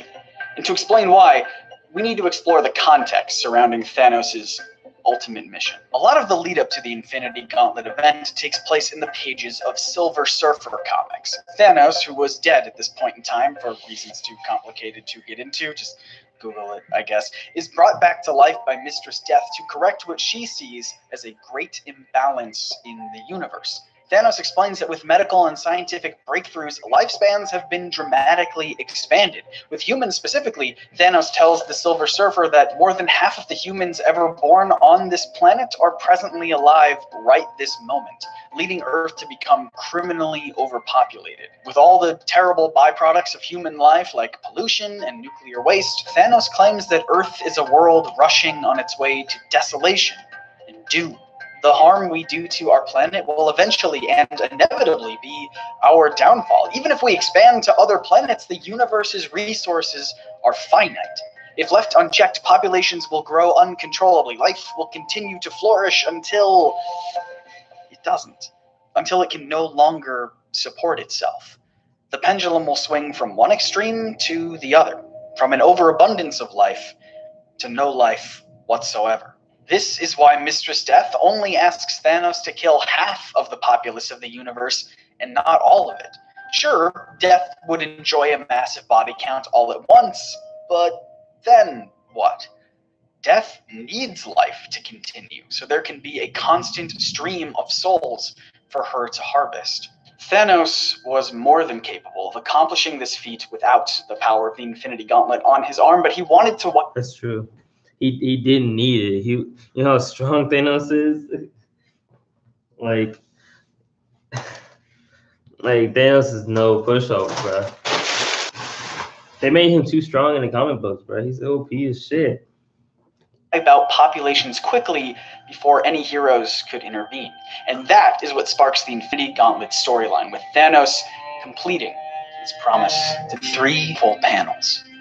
The Mad Titan casually snuffs out half of the life in the entire universe with a snap of his fingers, like they were nothing. Death on a grand scale. Immeasurable losses of life, as if each being was nothing more than a tiny, momentary speck within an indifferent universe. Hold on. Where have I heard that before? Tiny, momentary specks within an indifferent universe. Wait a minute. Have we already had a nihilistic Thanos movie disguised as a Doctor Strange movie? If we peel away the rest of Caecilius' crusty face, will we find the purple mug of the Mad Titan? Probably not. Although there's no way that wasn't a fan theory written about on some obnoxious nerd culture website with a title like Super Hype News website. Plus, Caecilius has a slightly different view of death than Thanos. Yeah. Time is an insult. It's an insult. In fact, Caecilius' whole goal is to prevent death, to summon Dormammu and create a world of eternal life. This world doesn't have to die, Doctor. We can all live forever. That wouldn't really fly with Thanos' view of death as something to be revered. Besides, Caecilius was only echoing a line said earlier in the movie by none other than... We are made of matter and nothing more. You're just another tiny, momentary speck within an indifferent universe. This is actually an incredible moment in the... Oh, shit. Okay. Oops. Okay. Oh, okay. Oh. Doctor Strange movie, and it completely changed my opinion of the film when I watched it again recently. Up until this point in the film, we see scene after scene, conversation after conversation of Stephen Strange being a self-absorbed egomaniac. He one-ups and humiliates other doctors. He believes his work to be more critical than others. He obsesses over both maintaining his perfect record and only undertaking impressive medical cases. Hell, his response to the surgery performed on his hands when he wakes up after his life-altering car crash was, I could have done better. Time and time again, we're shown his arrogance and how highly Strange thinks of himself. But when he meets the Ancient One, he finally reveals his true existential anxiety that deep down, life is meaningless. His life is meaningless. The Ancient One responds with a simple, yet kind of profound statement. You think too little of yourself. Oh, you think you see through me, do you? Well, you don't. I promise this relates back to Thanos, but just indulge me for a few minutes. The reason I'm talking about Doctor Strange, spoilers, by the way, I'm really mad about that, is because I told my friend, Professor Mark D. White, that I wanted to make this video. You might recognize his name from working on books like Avengers in philosophy, Batman in philosophy, Superman in philosophy, Watchmen in philosophy, and a bunch of other books that let you know the guy is a brilliant super nerd. In his infinite kindness, he sent me an advanced copy of Doctor Strange in philosophy, thinking that it would help me write this piece about Thanos, and he was right. One chapter even specifically talks about Strange's journey away from his own nihilistic mindset, and it has interesting parallels to Thanos' arc. As we saw earlier, the arrogant Stephen Strange believes that life has no meaning. We're all just momentary specks and all that. As author Paul DiGiorgio writes, Strange was, quote, caught in the paradox of saying that life had no meaning, while also believing that his life had more meaning than anyone else. This is the same mindset we see in Thanos. His ego runs wild in the pages of the Infinity Gauntlet story. Plus, there was also that one time where he grabbed a helicopter and wrote his name on it for no discernible reason. What a cool idea! There was even another comic that implied Thanos was only infatuated with death because his own namesake literally translates to death. So maybe he's just obsessed with himself? And perhaps that's rather fitting. After the Ancient One tells Strange to drop his own ego countless times throughout the film, she delivers this speech as her final words before she dies. Death is what gives life meaning. To know your days are numbered, your time is short. After all this time might be ready. But look at me, stretching one moment out into 1,000, just so that I can watch the snow. Is what getting. And in Thanos' case, this is literal. Death is the being who imbued his life with meaning. And Thanos knows this. He knew this before he was even raised from the dead. He understood that his life would only be restored under the condition that he would fulfill death's one and only request.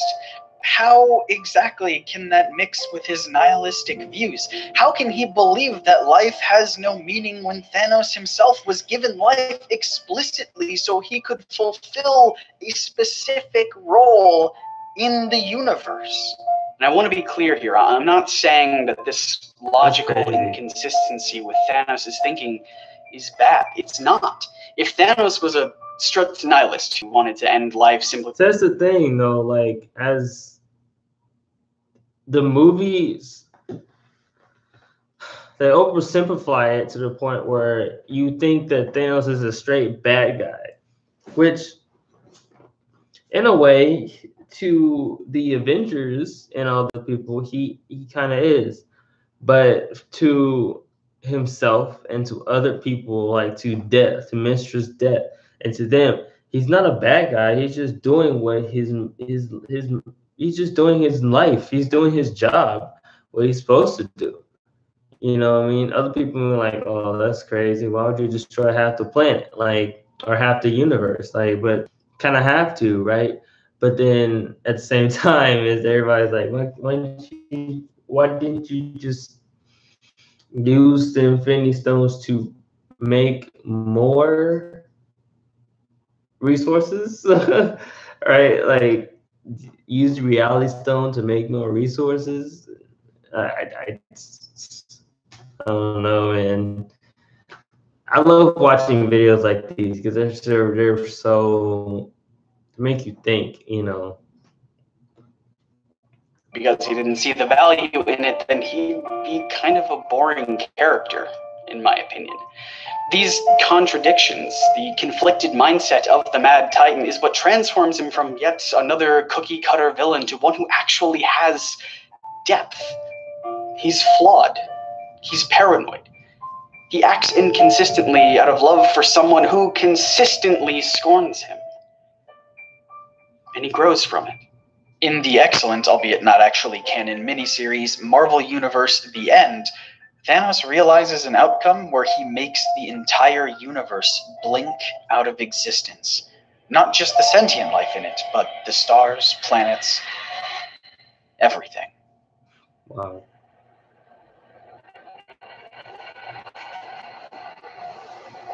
At first, he basks in the glory of his triumph. The infinite black void is a testament to the power of Thanos. But he quickly learns that ruling over absolute nothingness might be a secure empire, sure, but without life, what would be its value? It took Thanos swallowing up the entirety of all that is to realize that life does have inherent value. He should know. He's the prime example. Thanos was resurrected to kill half of the population of the universe, not for fun, but for a purpose. To protect life from the dangers it creates. Fittingly, with our comparison to Doctor Strange earlier, Thanos describes his own role as that of a doctor, cutting away the cancer to save the patient. Yet when he finally ends all life except himself, he repeats this imagery, but realizes that it is he who is the cancer that must be eradicated from the universe. In one thumbs that healer he always thought he was. He restores every inch of the Marvel universe, with one exception. Himself. Thanos sacrifices himself to restore all other life in the universe. Could have forever in the vast emptiness that he created, but while a life that lasts forever may be significant, a life that ends is more meaningful. As author George A. Dunn beautifully writes, quote, "Impermanence is a bug of human existence," end quote. And for all of Thanos' power, this conflicted nihilist is actually pretty human after all. That's insane, bro. That's what makes Thanos such an interesting character. Cool. I want to give a huge thanks to Squarespace for sponsoring this video and for also being super patient with me as I changed topics last minute because I got inspired to talk about Thanos. Squarespace is the best way, the easiest way to build a website. I've used Squarespace for a bunch of my different projects for the book that I'm writing, the realoriginsbook.com. That was built on Squarespace. I also use it for my own personal website. They've got these beautiful templates that are also highly customizable, so your website doesn't have to look like everyone else's. You can really dive in there and make it your own. In fact, just this year they've added... Oh, watch Because Science, because of like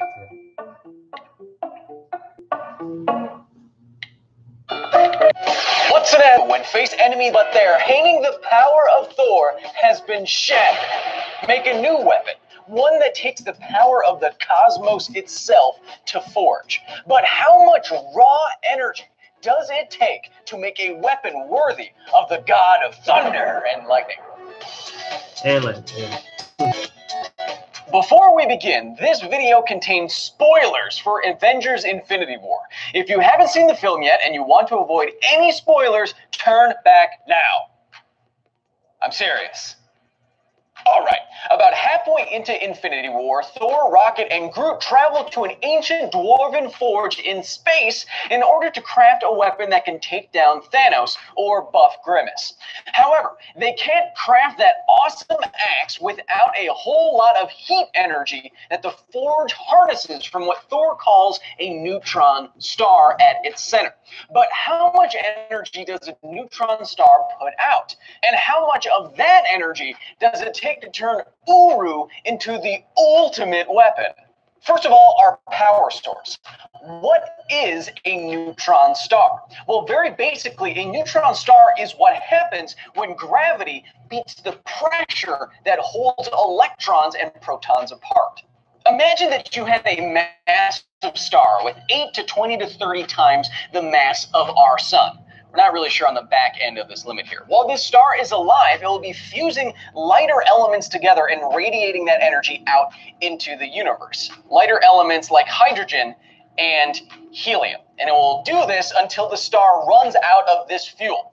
At that point, the star will have to start fusing heavier elements together until it gets to iron. Because of the high energy it takes to fuse iron together, the star won't use it as fuel. Instead, it will just accumulate iron in its core, making the core more and more massive. At some very specific limit, this increase in the gravitational force because of the bigger core will overcome the pressures that keep electrons from occupying the same energy states. When this happens, electrons and protons will collapse down and the star will collapse in on itself, forming neutrons in the exchange and creating a shock wave of particles that act to fling off the star's outer layers in a supernova, revealing just a dead, heavy, dense, awesome core. A neutron star. Neutron stars are constantly appearing in our science fiction because they are arguably the single most extreme objects in the universe. For example, neutron star material is the densest material, period. If my hammer here was made out of neutron star material, it would weigh more than every living thing on Earth put together. Neutron stars also have the strongest known magnetic fields. If you were to get even within a few thousand kilometers of a neutron star's 100 gigatesla magnetism, you would cease to be you. You would be reduced to a pile of atomic goo that once held human shape. Given their incredible densities and their relatively tiny radii, neutron stars are just a few kilometers wide, they also have unimaginably large surface gravities. If you somehow found yourself standing on the surface of a neutron star, because of its gravity, you would feel 200 billion times heavier, 200 billion G. If you could then somehow jump off of the surface just 1 foot, or about a third of a meter, into the air, because of the acceleration due to its gravity, when you hit the ground, just jumping up that much, you would hit the ground at 1 million meters per second. Goodness. But of course, you would never actually hit the ground because the is so immense, the gravitational forces at your head and your feet would be different enough to pull you apart atom by atom and turn you into spaghetti. Oh my eye! If you wanted an incredible weapon, then using the most severe objects in the universe is a decent idea. But how much energy can you get from a neutron star? I do need a haircut, though. If you want to know how much power you can get from a celestial object like a star, then you want to know that star's luminosity. The science term, not the brain training program that doesn't work. Assuming that a star emits the whole spectrum of electromagnetic radiation into space like a perfect black body, you can get the total power or luminosity of that star by multiplying the star's surface area by a constant times its temperature in Kelvin to the 4th. And for most stars, like our sun, that is a lot. For example, the power rating for our sun is 383 yottawatts, trillions of times more power than the entire human species consumes. That's a yottawatts. Stop it. Stop. Get out. Right after they form, neutron stars can be incredibly hot, millions of Kelvin. But because they are only a few kilometers across and because fusion inside them has stopped, they aren't as luminous as larger living stars. But put a sci-fi containment sphere and focusing ring around a neutron star to harness its energy, as it appears the dwarves have done in Infinity War, and you can still certainly light up a cosmic forge. From the papers and values that I could find, the average luminosity of a neutron star in the form of visible light and gamma rays and X-rays primarily is larger than you think. The average neutron star still puts out a quarter of the power that our sun does. But in Infinity War, not all of that power goes to the forge. If you divide the luminosity of a star by its surface area and multiply that by some time, you'll get the total energy outputted by that star based on how much of its surface area you can see. Chris Hemsworth is 6'3". Using his height for scale and assuming that the circular hatch he is opening to the surface of the neutron star is about the same diameter as the apparatus that he is using in Infinity War, and that hatch is open for the few minutes that Forger Eitri mentions in the film, Peter Dinklage's character, then Thor may be letting through on the order of 200 million trillion joules of energy. Goodness. More More than the entire planet Earth uses in 6 months. If all of that went into melting a few ingots of the Asgardian material known as Uru, then it would truly be a magical metal. Wow, have not gotten a hang of that yet. It's new. No matter what the X-Men say every time, every metal has a melting point. The highest elemental metal melting point here on Earth is that of tungsten at 3,695 Kelvin. But it takes a specific amount of heat energy to get a hunk of tunk up to its melting point per unit mass, and then another little kick of extra energy per unit mass to get that hunk of tunk to actually melt, called the enthalpy of fusion. For example, if you know the specific heat of tungsten and the enthalpy of fusion for tungsten, then the amount of energy it takes to melt 100 kilograms of the stuff, if it starts at room temperature, is 63 million joules, about a third of a Thor lightning bolt, assuming that his lightning bolts are like our lightning bolts. Face Thor! Now, if Thor's new axe Stormbreaker here is made from Uru, then this fictional metal indeed has to be epic. And that's because the 200 million trillion joules that we are assuming Thor lets into the forge from the surface of the neutron star is enough to melt 380 trillion kilograms of tungsten. This is more mass than the mass of every single person on Earth, times 1,000. If it takes this amount of energy to just melt Uru, then it kind of makes sense in a weird sci-fi kind of way why a weapon imbued with this scale of energy would also bring with it the power of Pirate Angel. I mean Thor. But Thor is no pushover on his own. Remember that in this scene, he is standing right in the way of all the energy he is letting out from the surface of a neutron star. So assuming a surface area of Thor's rippling backside of 1 square meter, then standing in front of the energy that Thor is letting out for the amount of time that we're assuming is like standing in front of the world's most powerful laser for over an hour. And Thor withstands that. Do you know what would happen to you?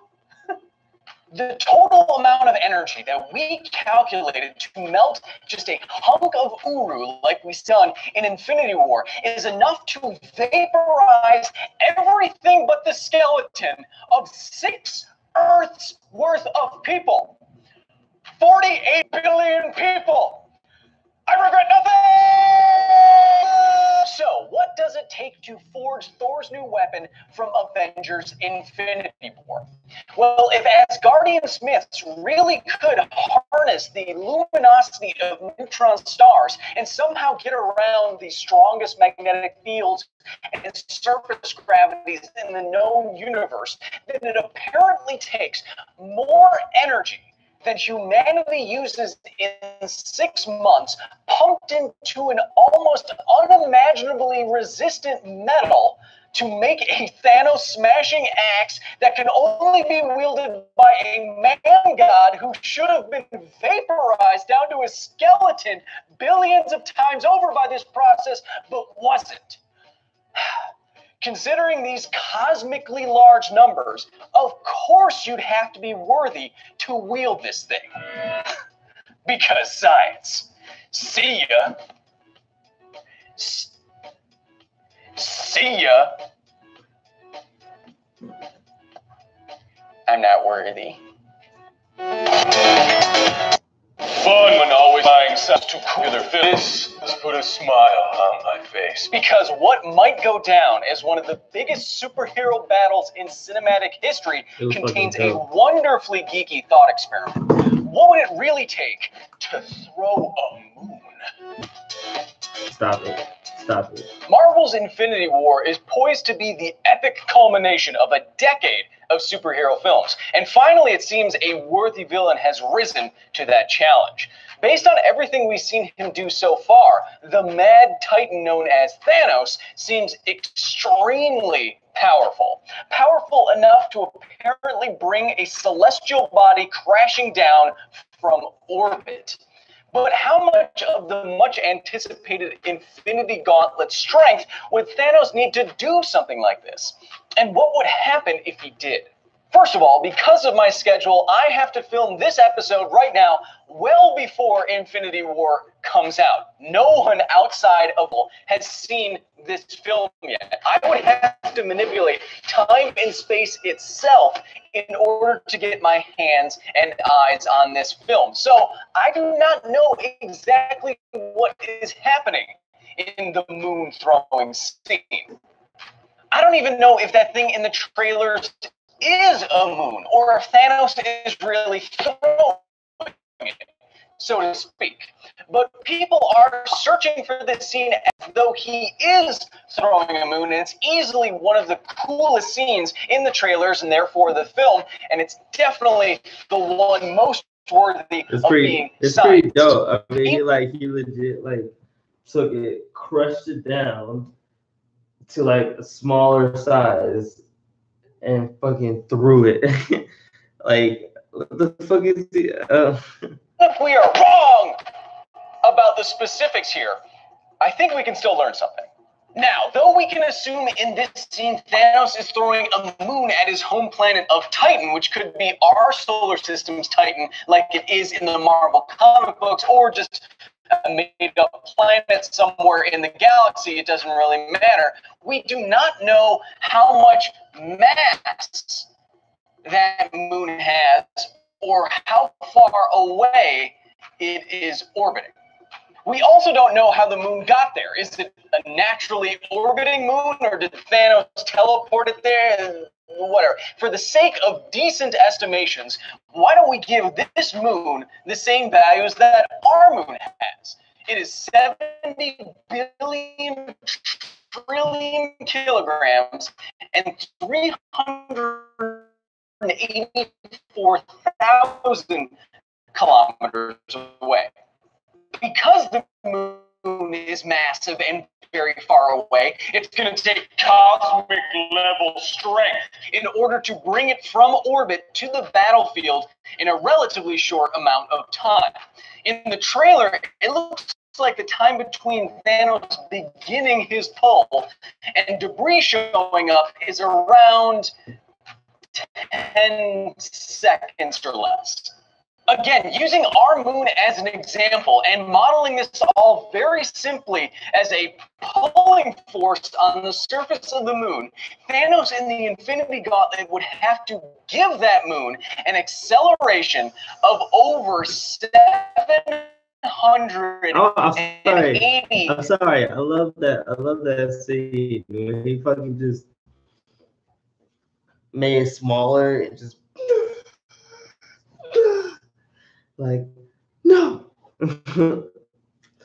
Fuck your moon. Might need that later. Fuck your moon. 1,000 G. just to get it from orbit to the Avengers' faces in this amount of time.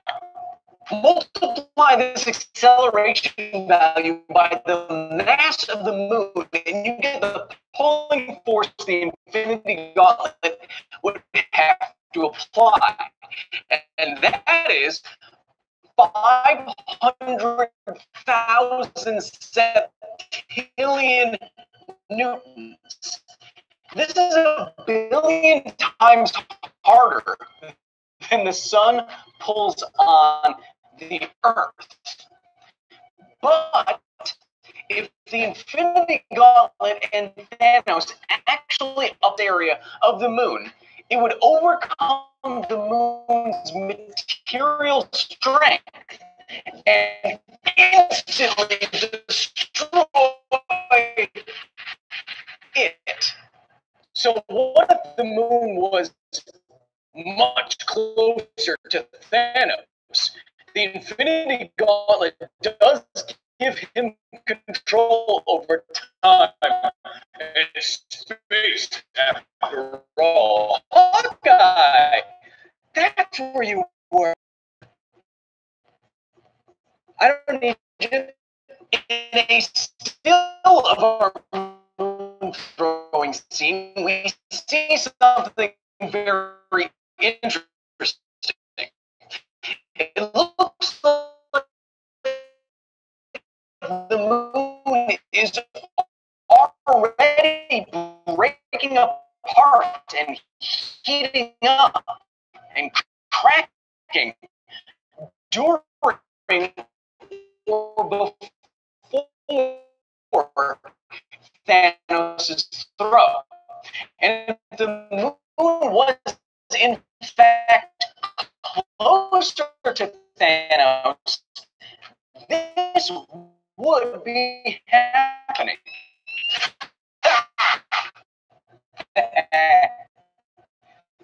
As the moon orbits the Earth, it pulls on the Earth gravitationally towards the moon's center of mass.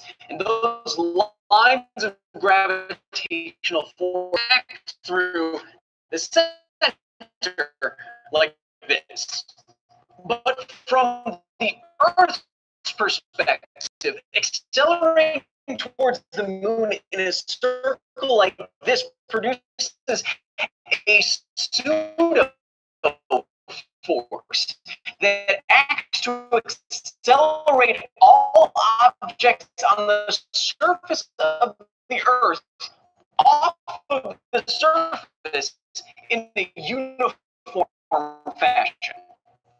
Pick a bunch of different points on the surface of the Earth and add all these forces together, and what you get are resulting forces that act to push material towards the center of the Earth and up and out at the edges here as we have drawn them. This is what causes the tides. If Thanos had moved the moon closer to the planet, or if it had just been closer to the planet than we have been assuming, then the moon may have crossed the theoretical rush limit. The rush limit is the distance at which an orbiting body starts to experience tidal forces like we just went through that are larger than the gravitational forces holding that body together. For example, if our moon went from 384,000 kilometers away to under 18,000 kilometers away, its rush limit for Earth, the moon would begin to rip itself apart. Uneven tidal forces on the near and far sides would cause the moon to crack and crumble, and debris would rain down and hit the surface of the Earth, and it would hit the moon itself, heating up the moon, which would also be heating up because it's compressed by the squishing forces and the internal friction caused by these tidal forces.